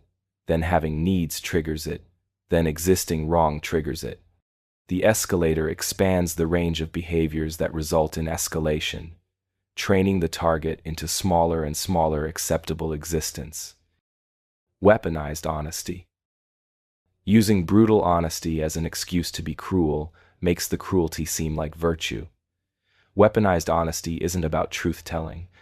It's about delivering harsh, hurtful messages in ways calculated to wound while claiming moral high ground for being honest. The person gets to hurt you while positioning themselves as courageously truthful rather than intentionally harmful. This sounds like, "I'm just being honest," or someone needs to tell you the truth before launching into character attacks, body criticism, or other hurtful statements. The honesty framing makes the target wrong for being hurt. They can't handle the truth. They're too sensitive. The weaponized honesty shifts blame from the person being cruel to the person being hurt by that cruelty. Real honesty involves sharing truth for constructive purposes. It can include difficult feedback, but it's delivered with care and timing that show respect for the recipient. Weaponized honesty involves selecting hurtful truths and delivering them in maximally wounding ways while claiming to be helping through honesty. Family members weaponize honesty to maintain hierarchies and control. Parents claim they're being honest with harsh criticism that destroys children's confidence. Siblings use honest observations to hurt each other while claiming they're just being real. The honesty frame makes the cruelty seem necessary and valuable rather than harmful. Friends and partners weaponize honesty during conflicts. Instead of addressing specific behaviors, they deliver harsh character judgments. "I'm just being honest when I say you're selfish, stupid, ugly, worthless." The honesty frame makes this seem like courageous truth-telling rather than abusive attack. The target is made wrong for objecting to cruelty, reframed as honesty. Online culture has made weaponized honesty almost a virtue. Brutal honesty is valued over kind honesty. Harsh feedback is considered more authentic than constructive feedback. People pride themselves on being brutally honest, not recognizing that the brutal part is cruelty while the honest part is excuse. The manipulation works by confusing honesty with cruelty. Some things may be true, but truth doesn't obligate sharing every harsh judgment. Some observations may be accurate, but accuracy doesn't require delivery designed to wound. Weaponized honesty treats all honest statements as equally valuable and necessary when actually honest statements require filtering for utility, kindness, and appropriate timing. Weaponized honesty also creates double binds. When you express hurt about cruel statements, the weaponized honest person claims you can't handle honesty or truth. This makes you wrong for having normal responses to cruelty while protecting them from accountability for choosing to hurt you. You're forced to choose between accepting cruel treatment or being labeled as someone who can't handle honesty. The difference between honest and weaponized honesty lies in intent and delivery. Honest communication aims to inform, improve, or deepen understanding. Weaponized honesty aims to wound, dominate, or demean. The truth content might be similar, but the purpose and method reveal which type you're experiencing. Selective attention direction. Controlling what someone focuses on controls their perception of reality without requiring outright deception. By directing attention to certain facts while omitting others, manipulators create a skewed picture that's technically truthful, but fundamentally misleading. This works because human attention is limited. We can only focus on so many things at once. What we focus on becomes our perceived reality. Marketing uses selective attention constantly. Advertisements highlight positive features and benefits while omitting negatives. A food product emphasizes being low in sugar while hiding that it's loaded with artificial ingredients. A car advertisement showcases luxury features while avoiding fuel efficiency problems. The information presented is true. The information omitted is also true. The combination creates a false impression. Political communication operates heavily on selective attention. Politicians highlight statistics that support their positions while ignoring contradicting data. They focus attention on problems they promise to solve while diverting attention from problems they cause or can't address. News media selectively covers stories that fit narratives while ignoring stories that don't. The covered stories might be reported accurately, but the selection of what to cover creates bias. Personal manipulation uses this extensively. Someone emphasizes their positive qualities and beneficial actions, while drawing no attention to their failures and harmful behaviors. They tell stories about times they were right, while omitting times they were wrong. They highlight your mistakes while minimizing their own. The selective focus creates an impression of reality that serves their interests. Abusers use selective attention to rewrite history. They focus on good moments during reconciliation, while avoiding discussion of abuse. They highlight times they were supportive, while omitting times they were destructive. The selective focus on positive memories makes victims doubt whether the relationship is actually harmful. The abuse gets minimized through attention direction. Corporate communication relies on selective attention for reputation management. Companies publicize charitable donations while hiding exploitative labor practices. They emphasize environmental initiatives while omitting pollution problems. They showcase employee benefits while avoiding discussion of wage theft. Each individual claim might be factual, but the selection creates a deceptive overall picture. The tactic is powerful because it's difficult to counter. Pointing out omitted information looks like nitpicking or negativity. The manipulator can claim they were just focusing on the positive, or didn't think other details were relevant. They maintain plausible deniability, while still controlling the narrative through attention management. The expertise card. Claiming special knowledge, credentials, or experience to shut down discussion and establish unquestionable authority uses status as a weapon against critical thinking. The expertise card doesn't involve actually demonstrating expertise through sound reasoning and evidence. It involves using the claim of expertise itself as proof that your position must be correct and others must defer without question. This sounds like, "I have a degree in this," or "I've been doing this for 20 years," or "Trust me, I'm an expert." These statements might be true, but they're being used to end discussion rather than to inform it. Real experts can explain their reasoning and welcome good faith questions.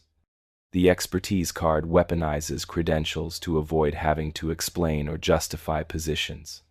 Professional contexts see this when people with credentials use them to dismiss input from others who might have relevant knowledge or valid concerns. Doctors dismissing patient experiences because the doctor is the expert. Managers dismissing employee concerns because management knows better. The expertise claim becomes a hierarchy that prevents information from flowing upward and shuts down valuable input. Personal relationships use the expertise card around any domain where one person has more knowledge. The person who knows more about finances, childcare, cars, or anything else uses that knowledge gap to establish unquestionable authority in that domain. Their partner can't question financial decisions because they're not the financial expert.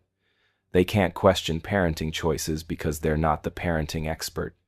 Expertise becomes dictatorship. Online discourse deploys expertise cards constantly. Someone makes a claim. When questioned, they present credentials rather than engaging with the questions. The credentials might be real, but they're being used as a shield against scrutiny, rather than as a foundation for credible explanation. The message is, stop questioning me, I'm credentialed, even when the questions are legitimate. The tactic works by exploiting respect for genuine expertise and knowledge. Experts do know more than laypeople in their domains. But real expertise involves being able to explain things to non-experts and address legitimate questions. The expertise card short-circuits that process by claiming credentials make explanation unnecessary. Questioning becomes framed as disrespecting expertise rather than as normal engagement with claims. Weaponized expertise also works through intimidation. Non-experts feel they have no standing to question those with credentials. They might have valid concerns or catch real errors, but they doubt themselves because they're not experts. The expert's status intimidates them into silence, even when the expert is wrong or when the concern doesn't require expertise to understand. Some people genuinely believe their credentials make them unquestionable. They confuse having expertise with being infallible. Others deliberately weaponize credentials, knowing their status will end discussions they don't want to have. Either way, expertise becomes a tool for avoiding accountability, shutting down input, and maintaining control. The paradoxical, double bind.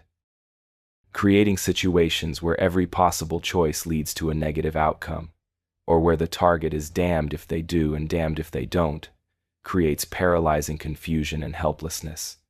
This is the double bind, a no-win situation where all paths lead to criticism, punishment, or failure. The manipulator sets up contradictory demands that make success impossible. A classic example is demanding someone be more assertive, then punishing them when they assert themselves, or telling someone to be more independent while criticizing every independent decision they make. The target is given an explicit instruction but punished for following it.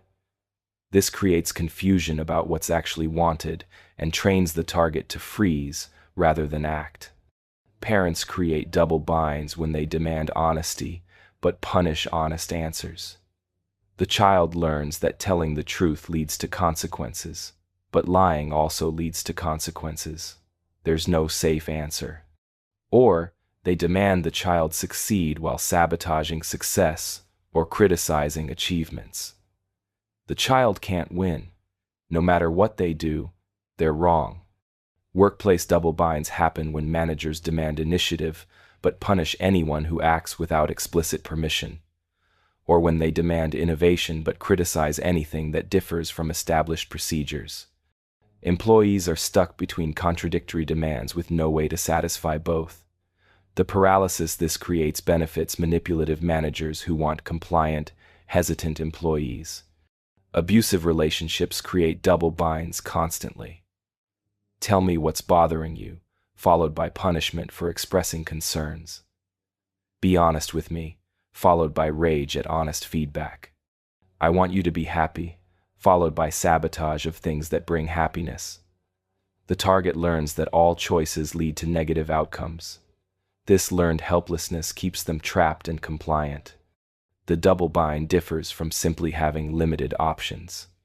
Limited options might all be undesirable, but at least some are less bad than others.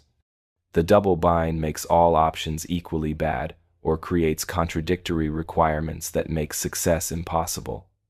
The target can't choose correctly because there is no correct choice. The situation itself is rigged.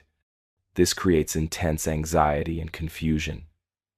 The target obsessively analyzes, trying to find the hidden right answer.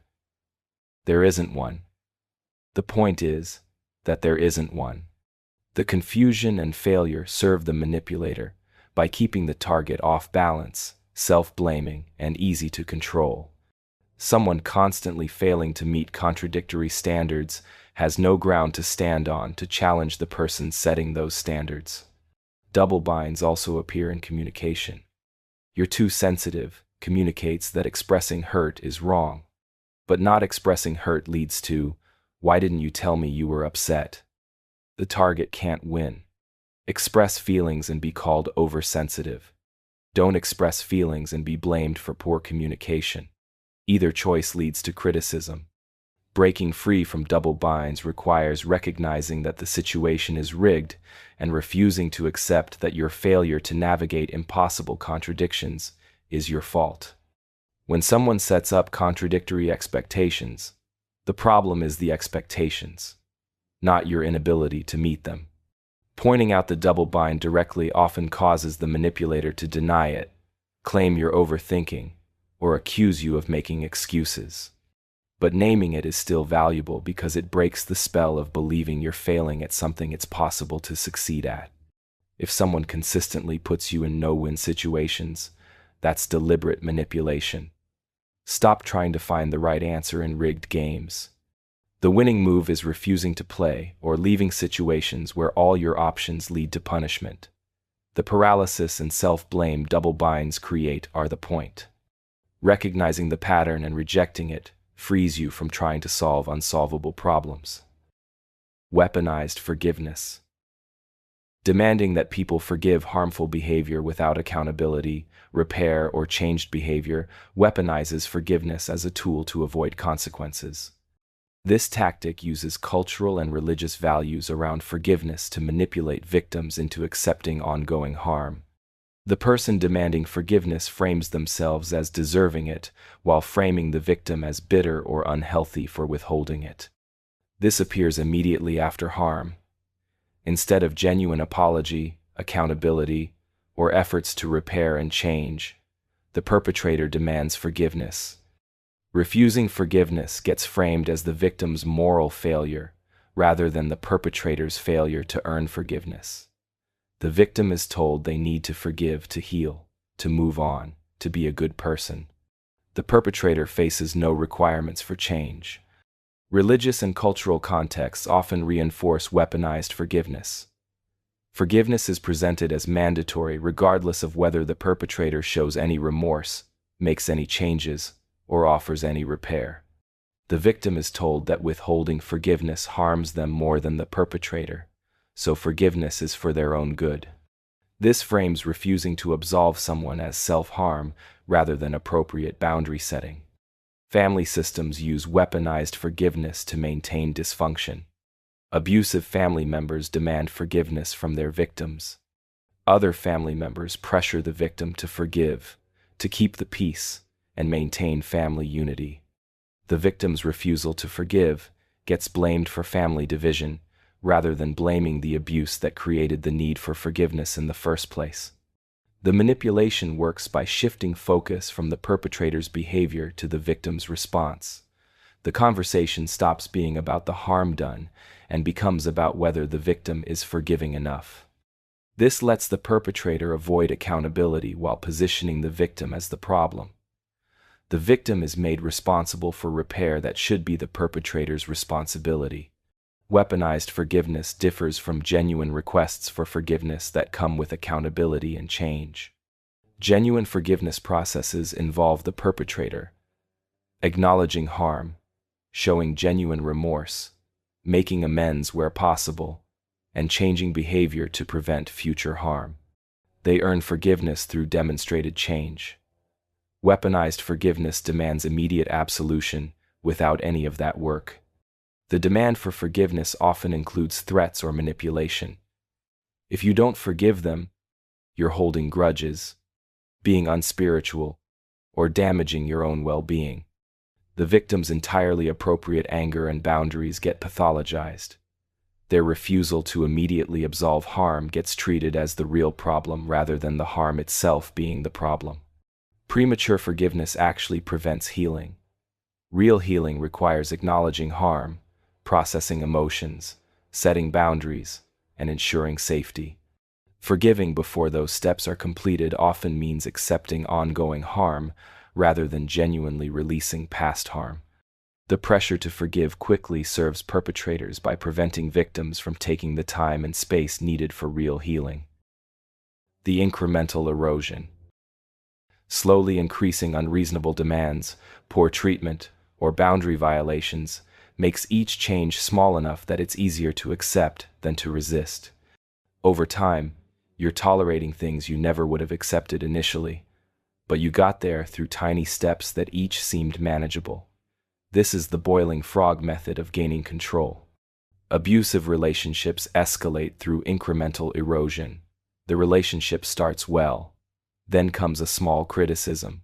It seems petty to make a big deal about one critical comment. Then another. Then, a minor boundary violation. It would be an overreaction to end a relationship over something small. Then, something slightly bigger. By the time you're experiencing serious abuse, you've been conditioned to accept increasingly bad treatment through gradual steps. Workplaces use incremental erosion to extract more labor. Can you work through lunch today? Then a few times a week? Then every day? Can you check email after hours occasionally? Then nightly? Then on weekends? Each request seems reasonable in isolation. Over time, you're working far more than you're paid for, with no clear moment where you could have reasonably refused. Political and institutional creep works this way. Small policy changes that each seem reasonable, but cumulatively represent major shifts that would have been rejected if proposed all at once. Rights get eroded incrementally. Each loss seems small enough to accept. By the time significant freedom is gone, people have been conditioned to accept losses gradually. Manipulation in personal dynamics uses incremental erosion for control. Small asks that gradually increase. Minor violations of trust that slowly escalate. Occasional disrespect that becomes constant. Each step is small enough that rejecting it seems like making a mountain of a molehill. But the cumulative effect is major change that happened through tiny increments. The tactic works because humans adapt and normalize gradually. Each new normal becomes the baseline from which the next change is measured. You're not comparing current treatment to original treatment. You're comparing it to yesterday's treatment, which was only slightly better than today's. The reference point keeps shifting. Incremental erosion also works because responding to small changes seems disproportionate. Ending a relationship over one small thing appears unstable. Quitting a job over being asked to work one extra hour seems unreasonable. Fighting each small boundary violation exhausts you and makes you seem difficult. The manipulator counts on you letting small things go. That's how the erosion works. Some erosion is unconscious. This manipulation works because therapy language carries authority and moral weight. If someone says you're violating their boundaries, gaslighting them, or triggering their trauma, disagreeing makes you seem like an abuser.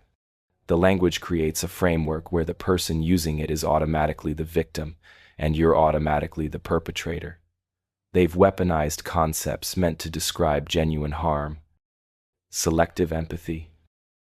Showing empathy only when it serves your interests or only toward certain people, while withholding it from others, reveals that empathy is being used as a tool rather than felt as genuine compassion. Selective empathy manipulates by creating the appearance of caring when actually empathy is deployed strategically for specific effects. Someone displays intense empathy toward you during love bombing or when trying to win you over. They seem deeply understanding and compassionate. Once you're committed, that empathy disappears.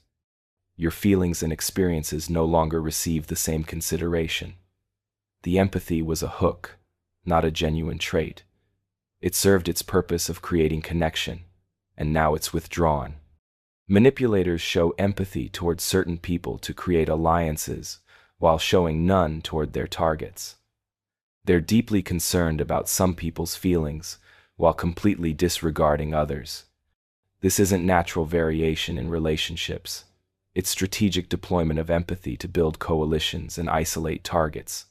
The selective nature reveals empathy is being used as a tool. Public figures display empathy toward groups they want support from, while showing none toward groups they oppose or benefit from exploiting. The selective empathy reveals political calculation rather than genuine concern. Real empathy doesn't turn on and off based on whether someone is politically useful. Strategic empathy does. Workplace empathy appears when management wants employees to accept something. Suddenly, they're very concerned about how hard this is for everyone. But that concern disappears when employees have needs that cost the company anything. The selective empathy manipulates workers into feeling understood and cared for when actually they're being managed through strategic displays of concern.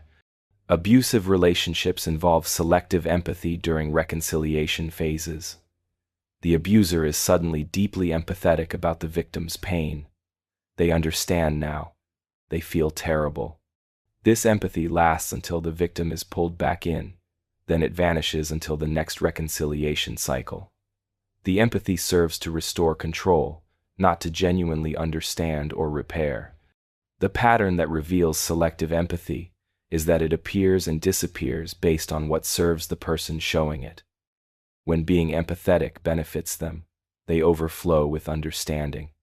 When empathy would cost them something or require them to change, it's nowhere to be found. This on-off pattern proves empathy is a strategy rather than a trait. Real empathy is relatively consistent. People have varying capacity for empathy, and it can be affected by stress or personal struggles. But genuine empathy doesn't perfectly align with self-interest. It sometimes requires sacrifice or inconvenience. It shows up for people even when nothing is gained from them. It exists even when it would be easier not to feel it. Selective empathy also appears in who receives it. Some people show unlimited empathy for those above them in hierarchies, or those they want something from, while showing zero empathy for those below them or those they're exploiting. The pattern reveals that empathy follows power and benefit rather than genuine concern for others' well-being. Protecting yourself from selective empathy manipulation means not letting displays of empathy override your evaluation of overall patterns. Someone can seem deeply empathetic in specific moments while being completely callous overall. Judge people by consistent patterns rather than peak moments of apparent understanding. If empathy only shows up when it serves them and disappears when it would cost them, you're seeing strategic empathy, not genuine care. The comfort zone prison. Encouraging dependence on comfort while framing growth, change, or challenge as unnecessary stress keeps people small and controllable. The comfort zone prison works by making staying small and safe seem like self-care, while making any attempt to grow or change seem like needless suffering. This prevents people from developing capacity, skills, or independence that would threaten the person keeping them comfortable. Overprotective parents create comfort zone prisons by shielding children from all challenge and difficulty. They prevent the child from developing resilience, capability, and independence. The child learns that discomfort is dangerous and should be avoided. They become adults who can't handle normal life challenges because they were never allowed to develop those capacities. The parent maintains control through the grown child's continued dependence. Relationships involve comfort zone prisons when one partner discourages the other from pursuing growth, challenges, or opportunities. That sounds stressful. You don't need that pressure. You're fine as you are. The discouragement is framed as caring but actually serves to keep the partner small, dependent, and under control. A partner with developed skills and confidence might leave. A partner kept comfortable and small stays. Comfort culture frames all discomfort as something to avoid rather than as necessary for growth. Self-care gets misused to justify never challenging yourself. Staying in your comfort zone is presented as wise self-protection rather than as stagnation. This creates people who can't handle difficulty and who depend on others to manage challenging aspects of life. Some organizations keep members in comfort zone prisons by providing everything they need while discouraging outside connections or growth. Cults work this way. Members are comfortable inside the controlled environment but incapable of functioning in the broader world. The comfort creates dependence that makes leaving nearly impossible. The manipulation works because comfort is appealing and discomfort is unpleasant. It's easier to stay comfortable than to grow through challenge. The manipulator offers comfort while framing growth as unnecessary suffering. They position themselves as caring protector while actually being captor. The prison is comfortable, so it doesn't feel like prison until you try to leave and discover you're incapable of surviving outside it. Comfort zone prisons prevent awareness of being imprisoned. Real prisons are obviously constraining. Comfort zone prisons feel safe and caring. The person imprisoned often defends their prison because it protects them from the discomfort and challenge they've been conditioned to fear and avoid. They don't recognize that the protection prevents growth that would enable freedom. The keeper of the comfort zone prison benefits from the imprisoned person's dependence and limited capacity. A capable person might not need them. A comfortable person who can't handle challenge needs them constantly. The keeper maintains importance and control by keeping others small through comfort. Reputation hostage. Threatening to damage someone's reputation, relationships, or standing creates compliance through fear of social destruction. The reputation hostage tactic works by making clear that non-compliance will result in information, true or false, being shared in ways that harm your reputation. You comply, not because you want to, but because the alternative is social ruin. This shows up in relationships, when one person threatens to tell others negative things about their partner if the partner leaves or doesn't comply. The threats might involve sharing private information, spreading lies, or revealing truths that are embarrassing or damaging. The partner stays trapped because leaving triggers reputation destruction.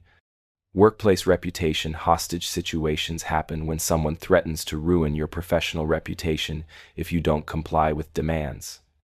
They'll tell others you're difficult, incompetent, or problematic. They'll spread information that harms your career prospects.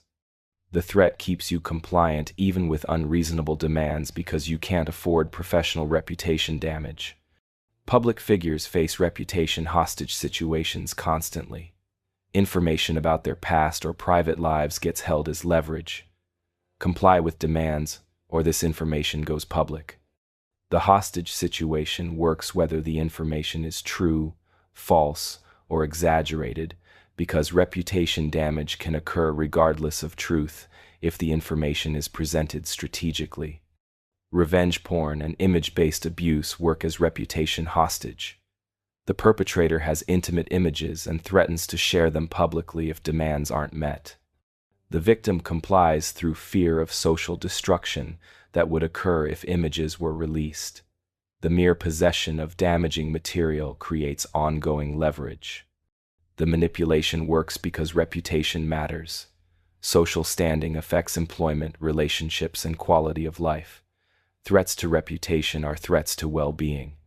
Most people will comply with demands to avoid reputation destruction, which is why reputation hostage is such effective leverage. The threat doesn't need to be executed to work. The possibility alone creates compliance. The person holding reputation hostage maintains control through ongoing threat without needing to actually destroy reputation. They might eventually execute the threat if compliance stops, or if the victim escapes, but often the threat itself is sufficient. Some reputation hostage situations involve true information that would be damaging if revealed. Others involve lies that would be believed enough to cause damage. The truth status matters less than the damage potential. Reputation hostage works through fear of social consequences, regardless of whether threatened information is accurate. Digital technology makes reputation hostage easier. Information and images can be shared instantly with wide audiences. Damage happens fast and spreads beyond control. The hostage taker needs only to threaten release to cause compliance because victims know destruction would be swift if threats are executed. The Savior Complex Trap. Positioning yourself as someone's rescuer or savior creates dependence and gratitude that can be exploited for control. The savior finds people in difficult situations and offers help. The help is real, but it comes with strings. The rescued person becomes dependent on and grateful to their savior, which creates a power dynamic the savior can leverage. This appears in relationships when someone specifically targets people who are struggling. They offer support, resources, and solutions. The struggling person is grateful and bonds with their rescuer. The savior then leverages this dependence and gratitude for control. The rescued person tolerates poor treatment because they owe their savior and because they've been made dependent on continued saving. The savior complex trap works by creating real benefits alongside hidden costs. The person does help, they do improve situations, but they also ensure continued dependence rather than supporting genuine independence. They want to be needed as savior, not to help someone become self-sufficient. A self-sufficient person doesn't need saving anymore. Parents can fall into savior patterns with their children, swooping in to fix all problems, rather than letting children develop problem-solving capacity. The child stays dependent on being saved. The parent maintains importance as savior. Both become trapped in a dynamic where the child can't develop capability, and the parent's identity depends on being needed. Organizations and movements attract savior types who position themselves as essential to helping marginalized or struggling groups. The savior maintains power through the dependence of those they supposedly serve. They're not actually interested in empowering others to self-advocate because that would end their savior role and the power it provides. The manipulation works because the help provided is real. The savior does improve situations. This makes criticism difficult, because they can point to genuine benefits they provided. But help that creates dependence rather than capability isn't actually helping long-term. It's creating a power structure that benefits the savior. Saviors often choose or even create situations where saving is needed. They might target vulnerable people or exacerbate problems they then solve. The saving validates their identity and creates the dependence they require. They need people to save, to maintain their self-concept and power position as rescuer. The rescued person in this dynamic often feels guilty for questioning the savior. This person helped me. How can I criticize them?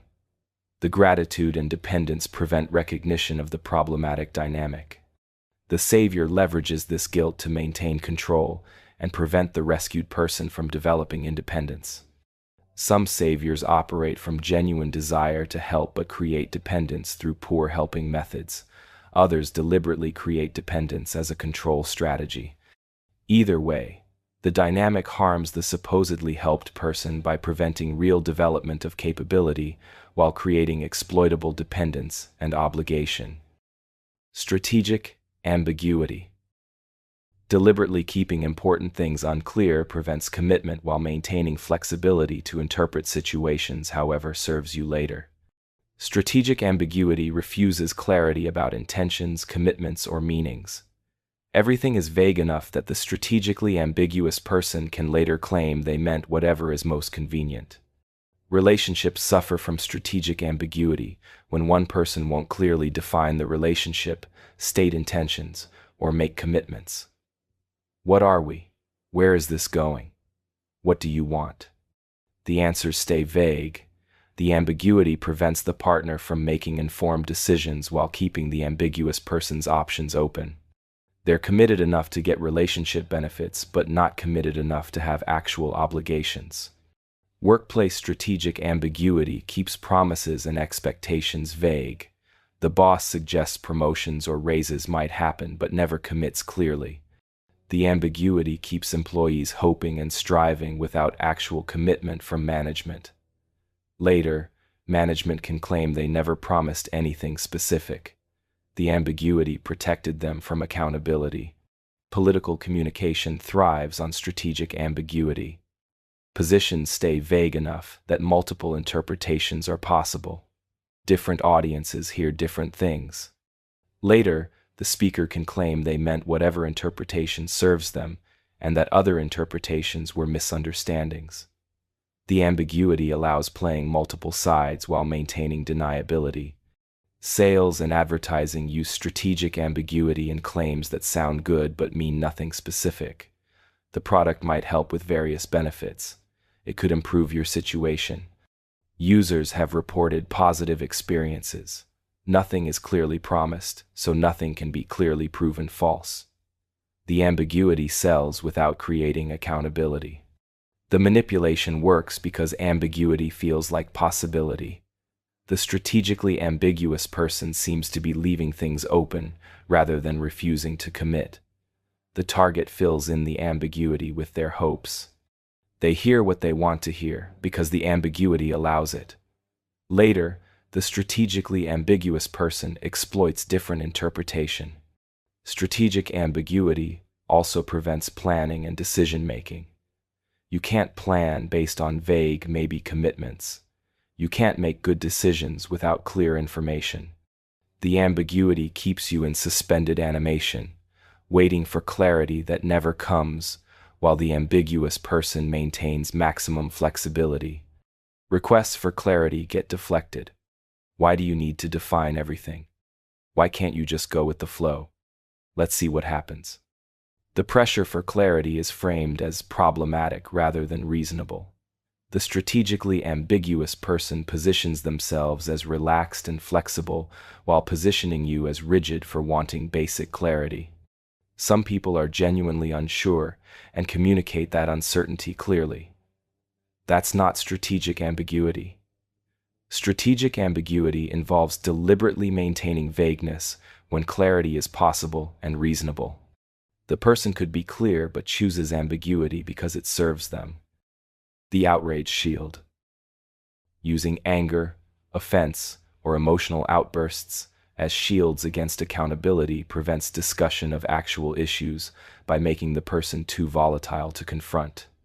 The Outrage Shield means that trying to address problems with this person results in such dramatic emotional response that people learn not to try. The outrage protects them from having to face their behavior.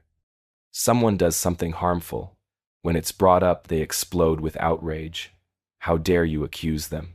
Can't you see how hurt they are by this accusation? The conversation becomes about managing their emotional state rather than addressing the behavior. The outrage successfully deflected from the issue. The Outrage Shield trains others not to bring up problems. Everyone knows that confronting this person about anything results in massive emotional explosions. It's easier to let things go than deal with the outrage. The person is protected by their own volatility from ever having to be accountable because others are too exhausted or afraid to try. This shows up in relationships where one partner can't be approached about issues because they react with such intense emotion that discussions are impossible. The partner who needs to bring up problems either suffers in silence or leaves. The Outrage Shield prevents the communication and accountability that healthy relationships require. Workplaces with outrage-shielded individuals see everyone walking on eggshells. This person can't receive feedback because they'll explode. They can't be held to standards because the emotional fallout isn't worth it. The Outrage Shield protects them from accountability while creating a toxic environment for everyone else who has to manage around their volatility. Public figures use outrage shields when criticism is met with such dramatic offense that the criticism gets buried under managing their response. The focus shifts from whether the criticism is valid to whether they're being treated unfairly. The outrage becomes the story instead of the behavior that prompted criticism. The tactic works because people avoid negative experiences. If confronting someone reliably results in terrible experiences, people stop confronting them. The Outrage Shield creates negative consequences for those who try accountability, training everyone to leave the shielded person alone. This protects them from ever having to change or face consequences. Outrage shields differ from genuine emotional responses to actual attacks. People legitimately get hurt by unfair criticism. Outrage shields are disproportionate responses to fair accountability that serve to prevent that accountability. The pattern reveals the difference. Genuine responses are proportionate and occasional. Outrage shields are consistent and explosive even for mild, fair feedback. Some people deploy outrage shields unconsciously. They learn that emotional explosions make problems go away. Others use them deliberately, knowing that their volatility protects them. Either way, the effect is the same. The person is protected from accountability, while everyone else suffers the emotional labor of managing around their explosiveness. Weaponized vulnerability.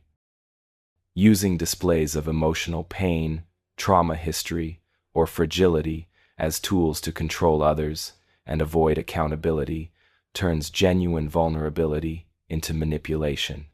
Weaponized vulnerability shares difficult personal information, not for authentic connection, but to create immunity from criticism, generate sympathy, or manipulate others' behavior. This appears when someone shares traumatic history or current struggles immediately when meeting someone or early in relationships. The sharing creates intimacy quickly, but it's calculated to generate protective feelings and lower boundaries. The target feels honored by the vulnerability and responsible for protecting this fragile person. The vulnerability was weaponized to create this dynamic. Weaponized vulnerability also appears during conflicts. When confronted about harmful behavior, the person responds with their own pain and struggles rather than addressing their behavior. The conversation shifts from their actions to their suffering. The confronter ends up comforting them instead of receiving accountability. The vulnerability shield deflected from the actual issue. Some people weaponize mental health diagnoses. They frame all criticism as discrimination against their condition. Their disorder explains and excuses everything. You can't hold them accountable because they're struggling. The diagnosis becomes a shield against any expectations or consequences. Genuine mental health struggles deserve compassion, but weaponized vulnerability exploits that compassion for control and immunity. Social media displays of vulnerability sometimes weaponize personal struggles for attention, sympathy, or to shut down criticism. The person shares dramatic personal crisis publicly. Anyone who criticizes them or holds boundaries looks cruel for adding to someone who's already suffering.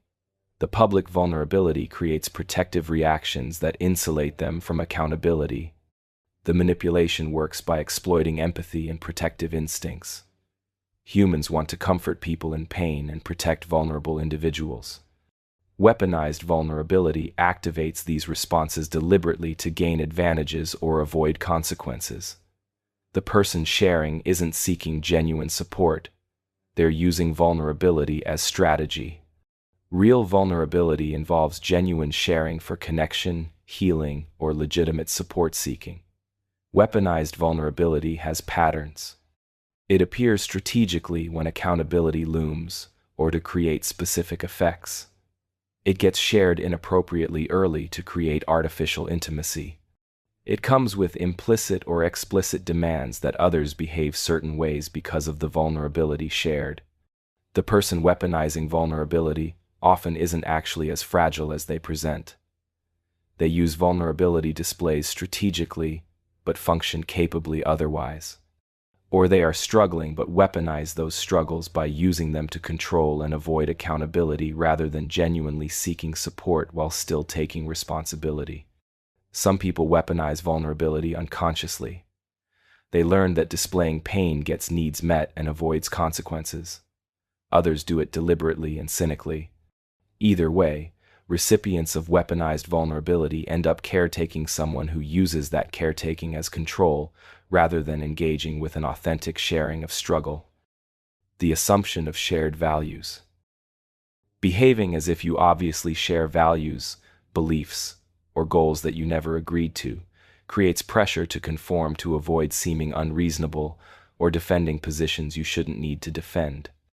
The assumption of shared values skips the step of actually establishing agreement and jumps directly to acting as if agreement is obvious and already exists. This appears when someone presents their preferences or values as universal, obviously correct positions. Of course, we all agree that this is how things should be. Anyone reasonable thinks this way. If you disagree, you're unreasonable rather than simply having different values. The assumed shared values pressure you into compliance to avoid being cast as the person with wrong values. Family systems operate heavily on assumed shared values. Of course, family comes first. Obviously, you'll do this family obligation. The assumption skips negotiation about whether you share these values. If you don't, you're betraying obvious truths rather than simply having different priorities. The assumption creates pressure to conform. Workplaces assume shared values about dedication, sacrifice, and priorities.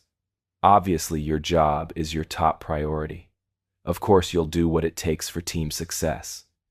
If these aren't actually your values, you must defend different values against the assumption that everyone obvious shares the organizational values. The assumption makes dissent difficult. Political and social groups assume shared values constantly. This value is obviously correct. Anyone who disagrees is either stupid or evil, not simply working from different value systems. The assumption of universal values prevents genuine dialogue between different perspectives because disagreement is framed as defect rather than difference. The manipulation works by framing the manipulator's values as common sense or universal truth. If values are obvious, questioning them seems unreasonable. You're pressured to accept values you don't share because rejecting them means positioning yourself as unreasonable person who rejects obvious truth rather than as person with legitimate different values. Assumed, shared values also work through social proof. Everyone agrees with this. If you don't, you're the odd one out. The assumption creates appearance of consensus that pressures conformity. Often, the consensus doesn't actually exist, but the assumption that it does still creates pressure. Some people genuinely believe their values are universal and don't realize they're assuming rather than establishing shared values. Others deliberately assume shared values, knowing the assumption itself creates pressure for conformity. Either way, the effect is pressure to accept values you never agreed to. The assumption of shared values becomes obvious when disagreement is treated as impossible or unreasonable. Healthy value discussions acknowledge that people have different values and negotiate how to accommodate different value systems. Assumed shared values treat disagreement as defect that must be corrected rather than difference that must be negotiated. The endless audit. Subjecting someone to constant evaluation, questioning, and requirement to justify themselves creates exhaustion and self-doubt, while positioning the auditor as authority. The endless audit means everything you do must be explained and justified to someone who positions themselves as judge of whether your explanations are acceptable. This creates a power dynamic where the audited person is always on trial. Controlling relationships involve endless audits. Where were you? Who were you with? Why did you do that? The questions are constant. The audited partner must justify every action, every choice, every moment. The audit creates exhaustion and positions the auditing partner as authority over the audited partner's life. Innocent people shouldn't need to justify themselves constantly, but the endless audit makes justification the default. Parents audit adult children constantly. Why did you make that choice? Explain this decision. Justify that purchase. The adult child must constantly defend their autonomous choices, as if still under parental authority. The audit maintains parental control long after childhood by positioning the parent as someone owed explanation and justification for adult decisions. Workplaces with micromanagement involve endless audits. Employees must justify time spent, methods used, choices made. The audit creates power dynamics where management is authority that must be satisfied with explanations while employees are subjects who must constantly prove they're working appropriately. The audit itself becomes the work, taking time from actual productivity. The endless audit differs from reasonable accountability. Reasonable accountability involves discussion about results and significant decisions. Endless audit involves constant questioning of everything, including minor choices that shouldn't require justification. The audit is about control through forced justification rather than about actual accountability for legitimate concerns. The tactic works through exhaustion and power assertion. Constantly justifying yourself is tiring. Eventually, you start self-censoring and checking in before making choices to avoid the audit. The auditor has successfully established themselves as authority, whose approval you seek even for things that shouldn't require approval. The audit transferred power without clear transfer point. Endless audits also create self-doubt. Maybe you should have to justify everything. Maybe your choices aren't obviously reasonable. Maybe you need someone else's approval. The constant questioning makes you doubt your own judgment and look to the auditor for validation. This dependence was the goal of the audit. Conditional acceptance. Offering acceptance, love, or approval only when specific conditions are met creates permanent insecurity and drives constant striving for conditional rewards that can be withdrawn at any time. The target never feels secure because acceptance isn't based on who they are, but on whether they're currently meeting conditions that can change or be revoked. This creates dependence and compliance through permanent uncertainty. Parental conditional acceptance shapes children profoundly. Love and approval come only when children achieve, behave, or conform to specific standards. The child learns they're not inherently valuable or lovable. Their worth depends on performance. This creates adults who are driven but insecure, constantly achieving but never feeling good enough because acceptance is always conditional on the next achievement. Romantic relationships use conditional acceptance to control partners.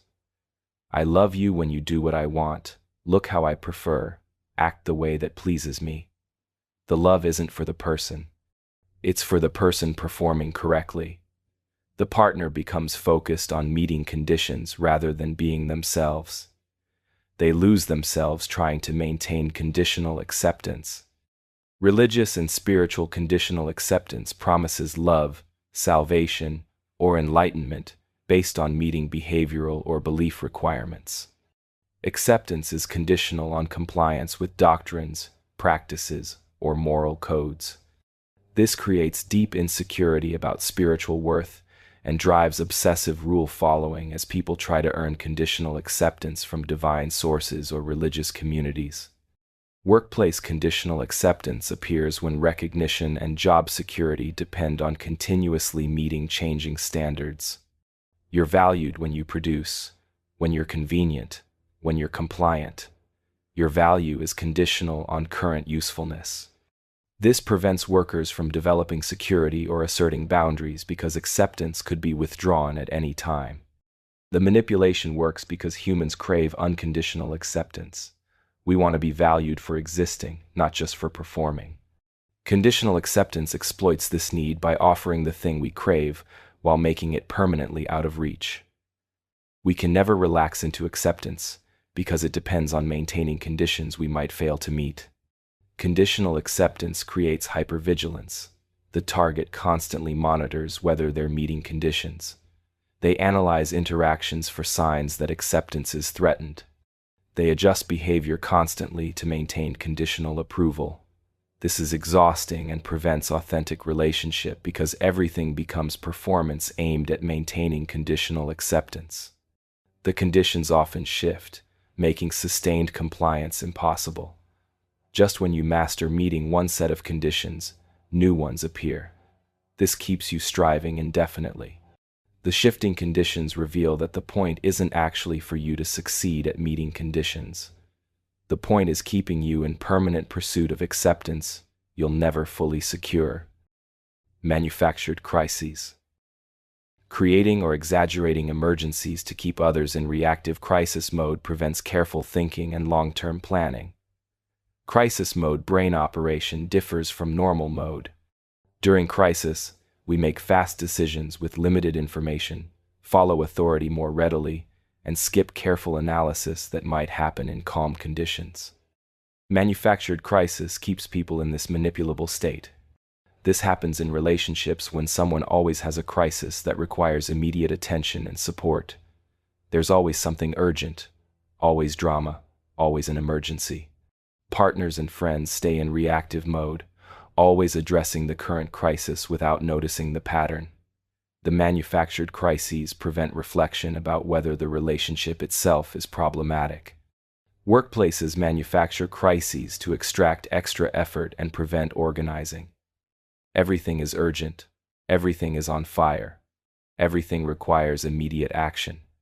Workers stay in constant crisis mode, too busy dealing with emergencies to notice they're created or exaggerated to justify unreasonable demands.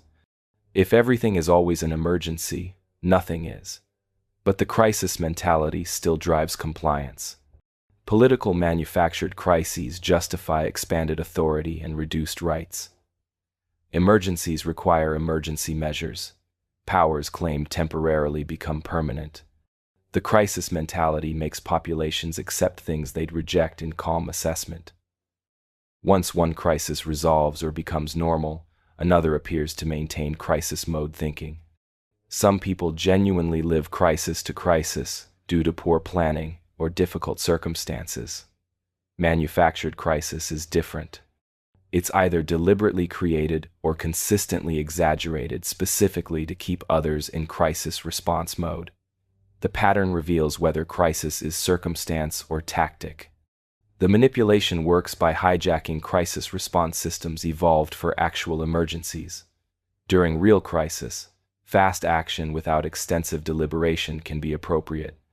Manufactured crisis exploits these survival responses by creating artificial crisis conditions that trigger crisis responses, even though the situations don't warrant them. Crisis mode also creates dependency. During emergencies, we turn to authorities and accept help from anyone offering it. We're more suggestible and less critical. Manufactured crisis keeps people dependent on whoever positions themselves as crisis managers while preventing the stability that would allow independence and critical thinking. The person manufacturing crises often positions themselves as the solution. They create or exaggerate problems, then offer to fix them. You become dependent on them as crisis manager, not recognizing they're creating the crises they claim to protect you from. This works in politics, relationships, and institutions. Manufactured crises also prevent long-term planning and strategy. You can't plan for the future when you're constantly managing the present emergency. This serves manipulators who benefit from keeping targets reactive and short-term focused, rather than strategic and long-term oriented. People thinking long-term might recognize they need to leave or fundamentally change situations. Crisis mode prevents that recognition. Discrediting truth-tellers. Attacking the credibility, character, or motives of people who expose problems or speak truth prevents the truth from being addressed by making the messenger untrustworthy. This tactic doesn't address whether the information is accurate. It attacks the person sharing it. If the person can be discredited, their accurate information can be ignored without ever examining whether it's true.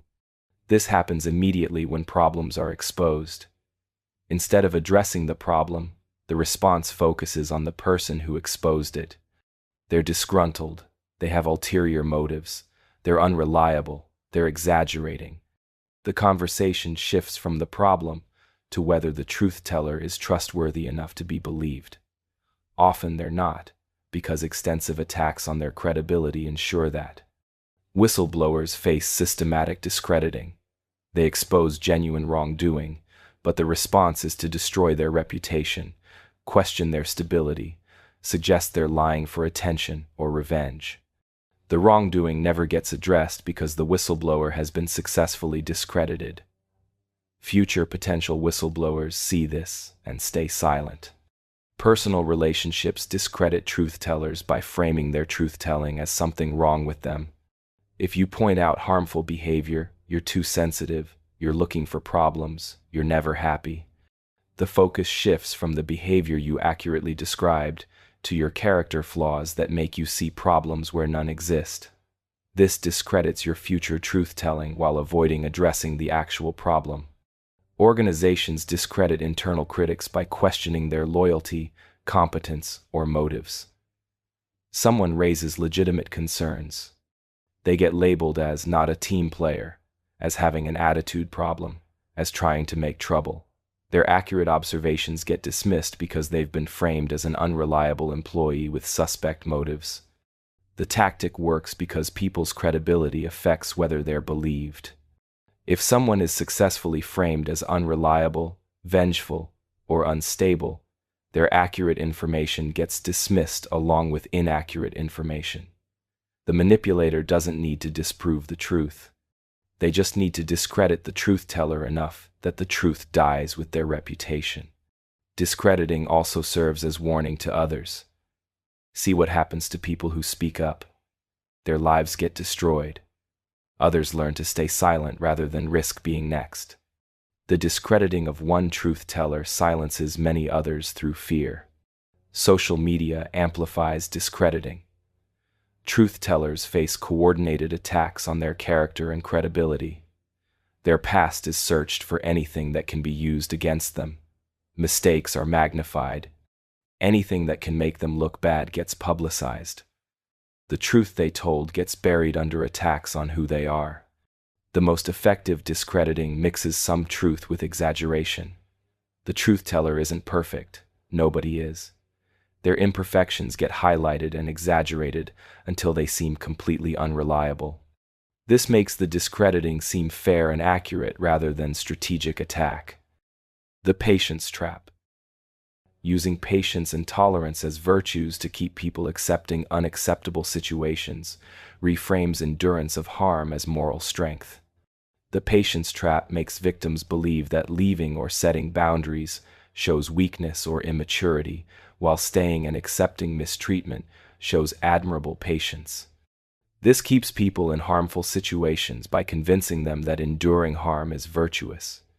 Relationships use the patience trap to prevent partners from leaving. You just need to be more patient. Give it more time. Work harder at it. Leaving shows you gave up too easily. Real love is patient.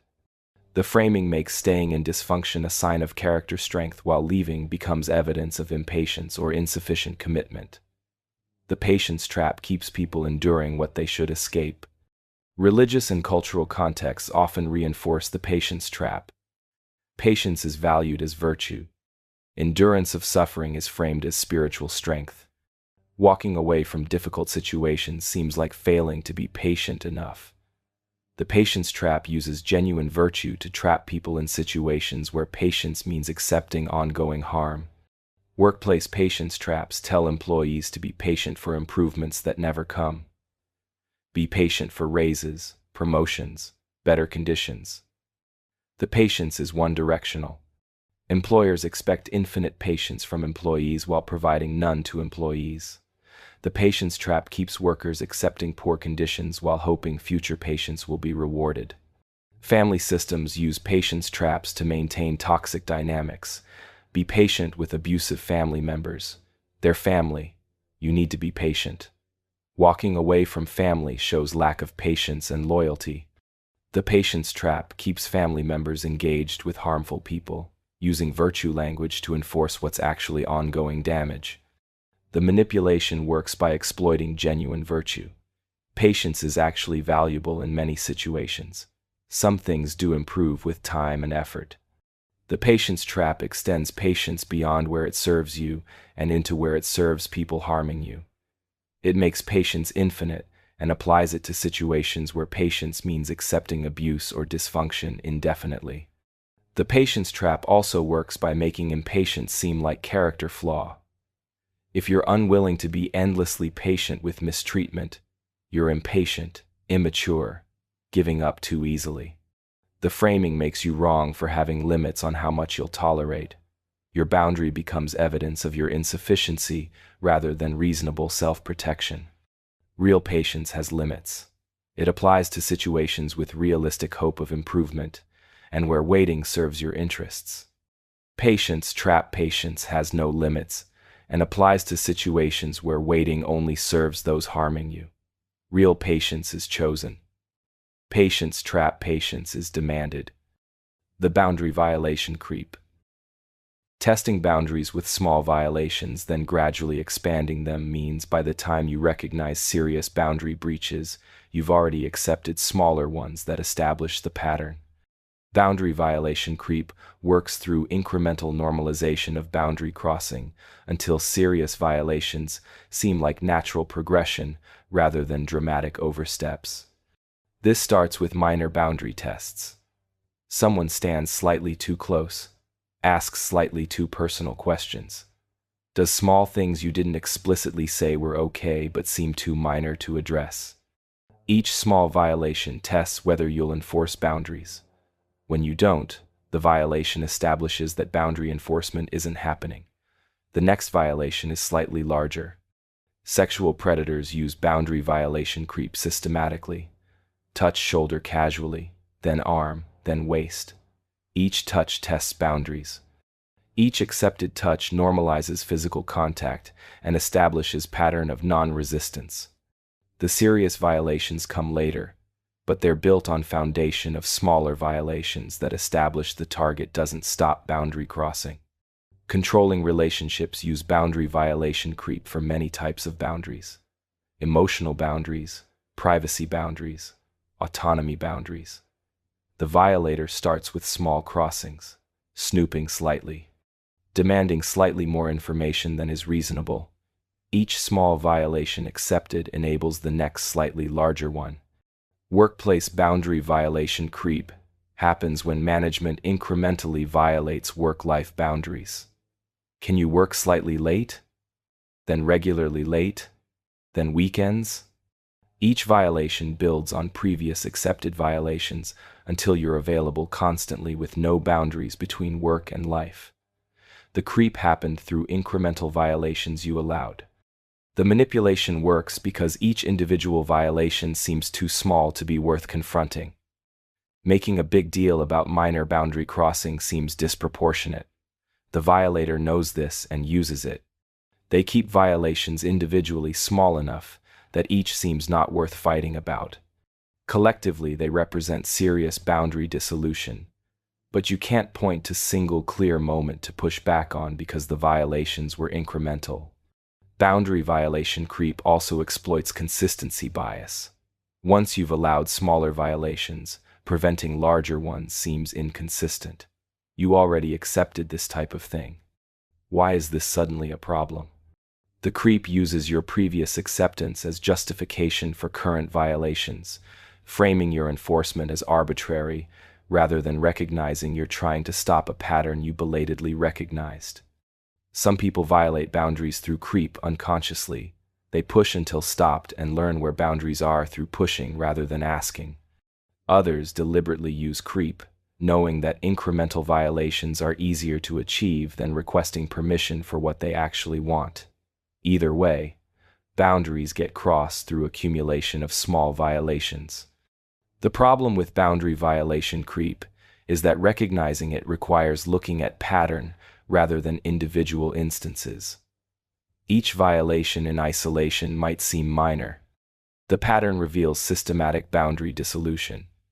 But stopping the pattern requires addressing it when individual violations still seem minor, which is difficult. Feigned helpfulness.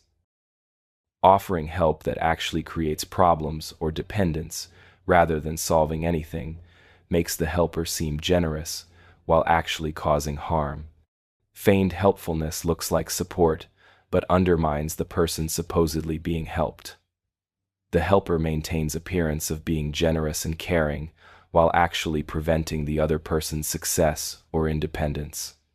This shows up when someone offers help you didn't ask for, then does it in ways that create more problems than they solve. They help organize your things, but now you can't find anything. They help with a project, but their help requires so much management that you'd have been better doing it yourself. The help appearance is maintained while actual help isn't delivered. Some people feign helpfulness by doing things badly enough that you stop asking them for help. They've helped so incompetently that you do everything yourself. They avoided responsibility while maintaining appearance of having tried. Strategic incompetence combines with feigned helpfulness to create helpful appearance without helpful reality. Feigned helpfulness also appears in advice that sounds supportive but actually sabotages. Someone gives you advice that seems helpful but is actually designed to make you fail. They can then position themselves as having tried to help while you failed despite their support. The sabotage is hidden inside helpful appearance. Institutions feign helpfulness through programs that appear to address problems while actually maintaining or worsening them. The institution gets credit for helping while the problems persist. The feigned helpfulness provides cover, while actual help is withheld. The manipulation works because helpfulness is valued. Someone offering help seems like a good person. Rejecting help seems ungrateful. Feigned helpfulness exploits this by maintaining helpful appearance while delivering harmful or useless reality. The helper gets social credit without actually helping. Feigned helpfulness also creates dependence. The person supposedly being helped becomes reliant on help that doesn't actually work. They keep coming back for more help because previous help didn't solve problems. The feigned helper maintains importance through ongoing need for their useless help. Some people feign helpfulness unconsciously. They think they're helping but lack skills or awareness to actually help. Their intentions are good, but their help is harmful.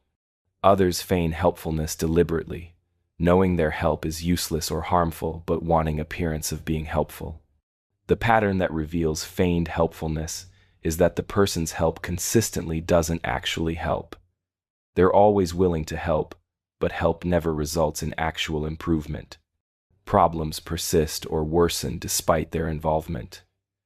If someone's help track record is consistently unhelpful, the helpfulness is feigned regardless of intentions.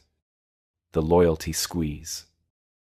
Creating situations where proving loyalty requires sacrificing your own interests, relationships, or values, tests, and reinforces control through repeated demonstrations of willingness to prioritize the controller above everything else. The loyalty squeeze forces choices between the controller and other important things, gradually isolating you and demonstrating your submission. This appears in relationships, when one partner repeatedly creates situations where you must choose between them and other relationships. It's them or your friends, them or your family. Choosing anyone else is framed as disloyalty. Each time you choose them, you lose other connections and prove your loyalty to them. The squeeze gradually isolates you while testing your willingness to sacrifice everything for them. Cults use loyalty squeezes systematically. Members must prove loyalty by cutting contact with outside relationships, donating resources, accepting treatment they'd normally reject.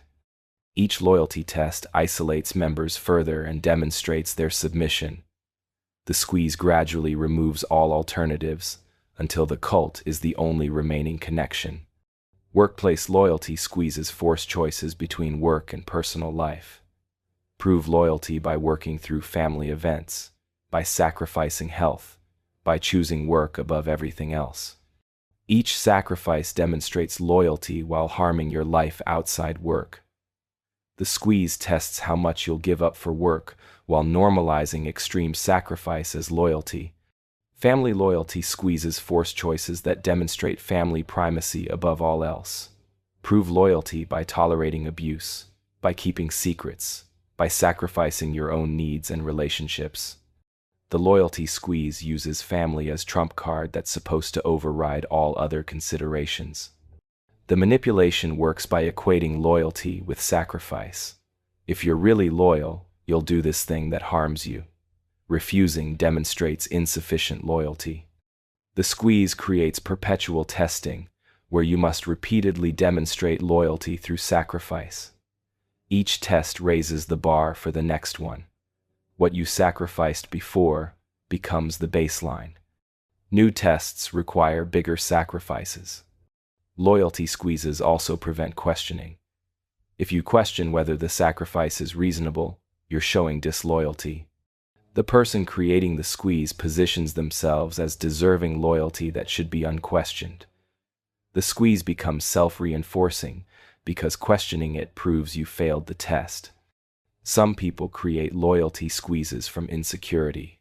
They need constant reassurance through demonstrations of prioritization.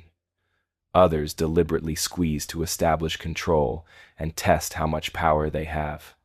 Either way, the person being squeezed loses autonomy and connections through repeated loyalty demonstrations. The loyalty squeeze often escalates to unreasonable demands, specifically to test willingness to comply with unreasonable demands. The goal isn't the specific sacrifice. The goal is demonstrating that you'll sacrifice anything. Once you've proven that, you're fully controlled through loyalty demands. Catastrophic thinking installation. Training someone to see disasters in normal situations creates anxiety that makes them dependent on you for reassurance and prevents them from taking actions you don't want them to take. Installing catastrophic thinking means teaching someone to imagine worst possible outcomes for situations that are actually safe or normal. The anxiety prevents action and creates dependence. Overprotective parents install catastrophic thinking in children. Everything outside the home is dangerous. Everyone is a threat.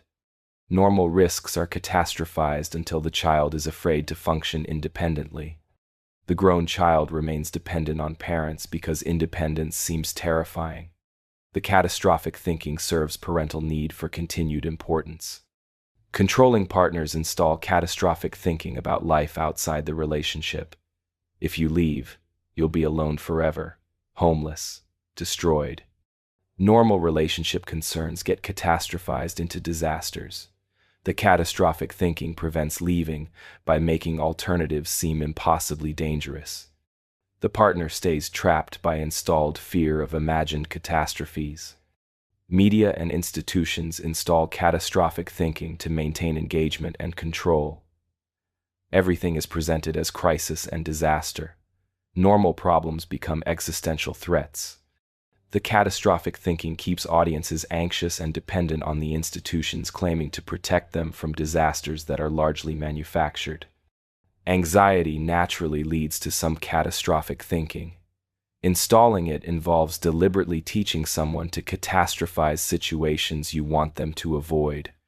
You want them financially dependent, so you teach them that financial independence leads to disaster. You want them geographically dependent, so you teach them that moving away leads to catastrophe. The manipulation works because anxiety is powerful and prevention is easier than overcoming. If someone believes disaster awaits in certain directions, they won't go those directions. The installed catastrophic thinking prevents exploration and growth, while creating dependence on whoever positions themselves as safe harbor from the imagined catastrophes. Catastrophic thinking installation also serves to discredit the person's judgment. They see disasters everywhere because you taught them to, but it looks like their natural anxiety. They seem incapable of evaluating risks reasonably because they catastrophize everything. This makes them seem like they need guidance and protection, which keeps them dependent. Some people install catastrophic thinking unconsciously by projecting their own anxieties. Others do it deliberately to create dependency. Either way, the recipient of installed catastrophic thinking becomes limited by imagined disasters that prevent normal function. The installation happens through repeated warnings, disaster stories, and anxiety transmission. Every time someone considers an action you don't want, you present catastrophic outcomes. Over time, they internalize this and start catastrophizing automatically without needing external prompting. The catastrophic thinking has been successfully installed. The permission culture. Creating environments where normal actions require explicit permission transfers autonomy from individuals to whoever grants permission. Permission cultures make people ask permission for things they should be free to decide independently. The permission requirement itself establishes hierarchy and control, while making the controlled person complicit in their own subordination by requesting permission rather than simply acting. This appears in relationships, when one partner requires permission for normal activities. Going out with friends requires permission. Purchases require permission. Plans require permission. The permission requirement establishes that the permitting partner has authority over the other partner's autonomous choices. The relationship has hierarchy built into its operation. Parents maintain control over adult children through permission cultures. The adult child asks permission for life choices because that's the family dynamic. The parent grants or denies permission as if the adult child still requires parental authority. The permission culture maintains parental control long past when it's appropriate. Workplaces operate heavily on permission cultures beyond what's necessary. Employees need permission for everything, even when that permission shouldn't be required. Time off, work methods, minor decisions, all require explicit permission. The permission culture establishes management authority while preventing employee autonomy. Institutions create permission cultures through licensing, permits, and approval requirements. Some are necessary for coordination and safety. Others exist primarily to establish institutional control by requiring people to request permission for things that shouldn't require it. The permission requirement itself is the control mechanism. The manipulation works by normalizing subordination. In permission cultures, asking permission feels normal rather than like submission. People become accustomed to checking with authority before acting. This transfers power systematically from individuals to authorities through normalized permission seeking. Permission cultures also create anxiety. You're not sure what requires permission. You ask permission for things that shouldn't need it to avoid accidentally doing something without required permission. This anxious checking serves the permission culture by making people err toward over-requesting rather than risk acting autonomously. The person granting permission gains power through the permission culture. They can grant or deny arbitrarily. Their authority is established through repeated permission granting. People requesting permission acknowledge through the request itself that the other person has authority over their choices. Some permission cultures develop organically through unclear boundaries. Others are deliberately created to establish control. Either way, the culture operates by making normal autonomous action contingent on someone else's approval. This transfers decision-making authority from individuals to permission granters. Weaponized positivity. Using enforced cheerfulness and mandatory positive attitudes to dismiss legitimate concerns and shut down necessary criticism creates toxic environments disguised as positive ones. Weaponized positivity means negative feelings, critical thinking, and problem identification get labeled as negativity that must be eliminated rather than as valuable input that should be heard. This appears in workplaces with mandatory fun and positive attitudes. Don't be negative. Keep it positive. No complaining allowed. Legitimate concerns about poor conditions or problematic practices get dismissed as negativity. The weaponized positivity prevents problem solving by preventing problem identification. Everything must seem positive, even when it's not. Relationships with weaponized positivity don't allow partners to express negative emotions or concerns. That's negative energy. Don't bring that negativity here. Real feelings get suppressed under mandatory positivity. Problems can't be addressed because raising them is framed as being negative. The relationship maintains positive surface, while genuine issues fester underneath. Social movements and communities weaponize positivity by framing any criticism as attack or negativity. Good vibes only. If you're not positive about everything, you're toxic. Critical thinking becomes impossible because criticism gets cast as negativity that must be removed. The weaponized positivity prevents the movement from examining its own problems. The manipulation works by exploiting genuine value of positivity. Positive attitudes can be helpful, but mandatory positivity that dismisses legitimate concerns isn't actually positive. It's denial disguised as positivity. The weaponized positivity confuses refusing to acknowledge problems with having positive attitude. Weaponized positivity also serves power by preventing resistance. If workers aren't allowed to complain, they can't organize for better conditions. If partners can't raise concerns, problems never get addressed. If members can't criticize, leadership faces no accountability. The mandatory positivity protects power from challenge disguised as creating positive environment. Some people weaponize positivity unconsciously due to discomfort with negative emotions. They can't handle anything but positive, so they demand positivity from everyone. Others do it deliberately to shut down criticism and dissent. Either way, weaponized positivity prevents genuine emotional expression and necessary critical thinking. Toxic positivity is a related concept. It dismisses genuine struggles with empty positive platitudes. Just think positive. Look on the bright side. Everything happens for a reason. These responses invalidate real pain while enforcing positive framing. The positivity serves to silence rather than to support. Weaponized positivity differs from genuine positivity by being mandatory and dismissive. Genuine positivity allows space for full range of emotions and encourages hope alongside acknowledging difficulty. Weaponized positivity demands only positive presentation and dismisses anything else as problematic negativity. The Credibility Seesaw. Alternating between building someone up and tearing them down creates instability and dependence on you for validation. The Credibility Seesaw means you're sometimes told you're amazing and capable, other times told you're terrible and incompetent.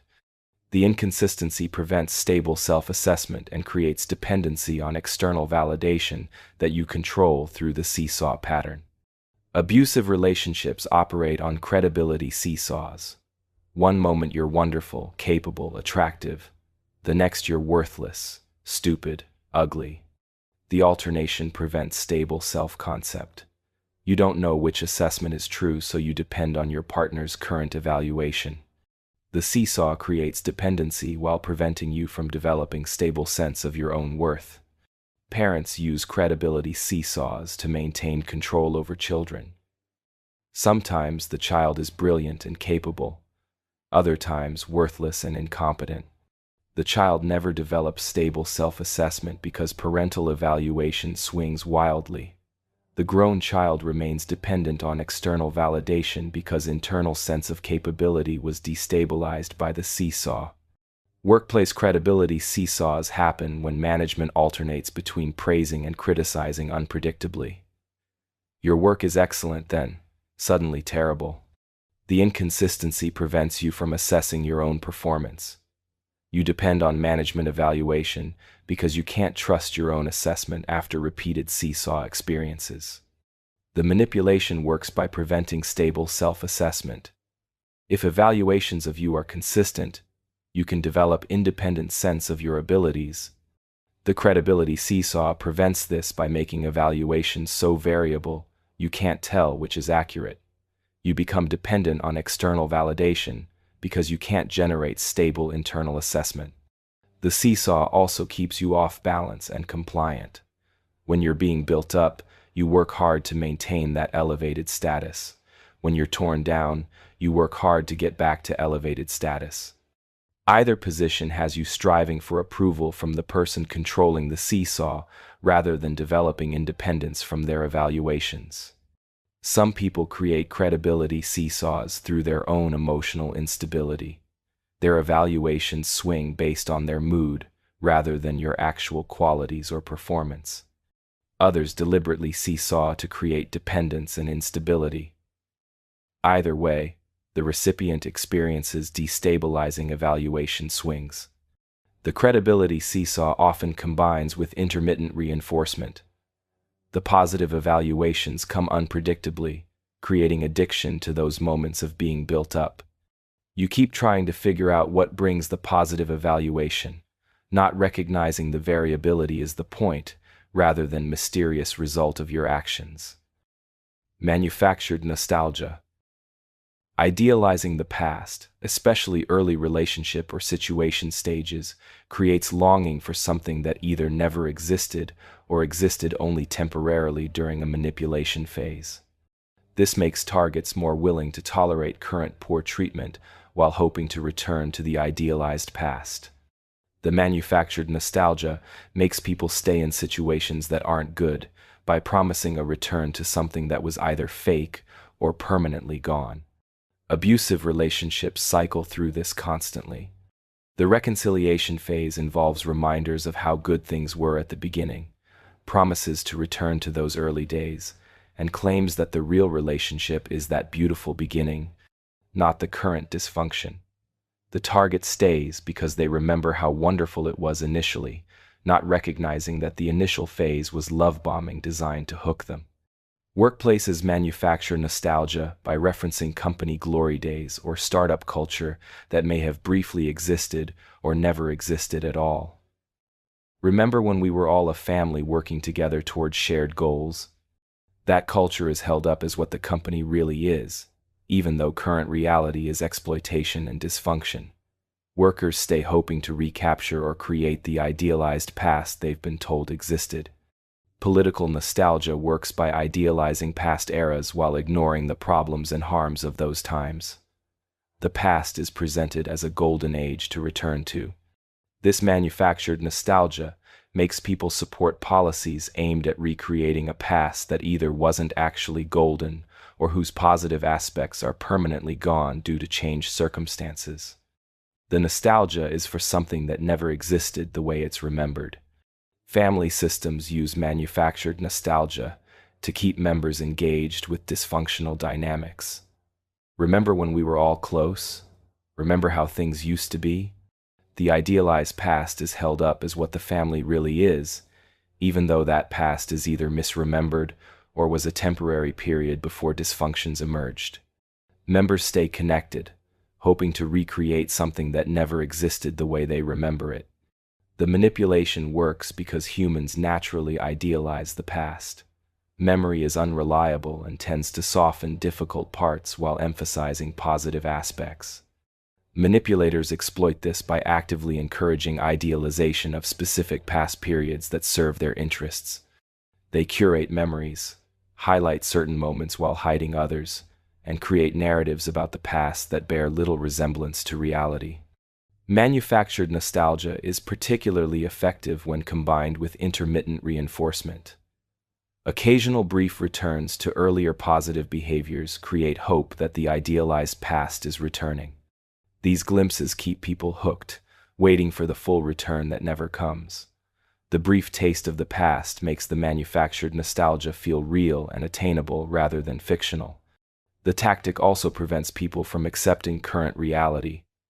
If you're constantly comparing now to an idealized then, now will always disappoint. You're not evaluating whether current circumstances are acceptable. You're evaluating whether they match an impossible standard of manufactured perfection from the past. This prevents accurate assessment of whether you should stay in current situations.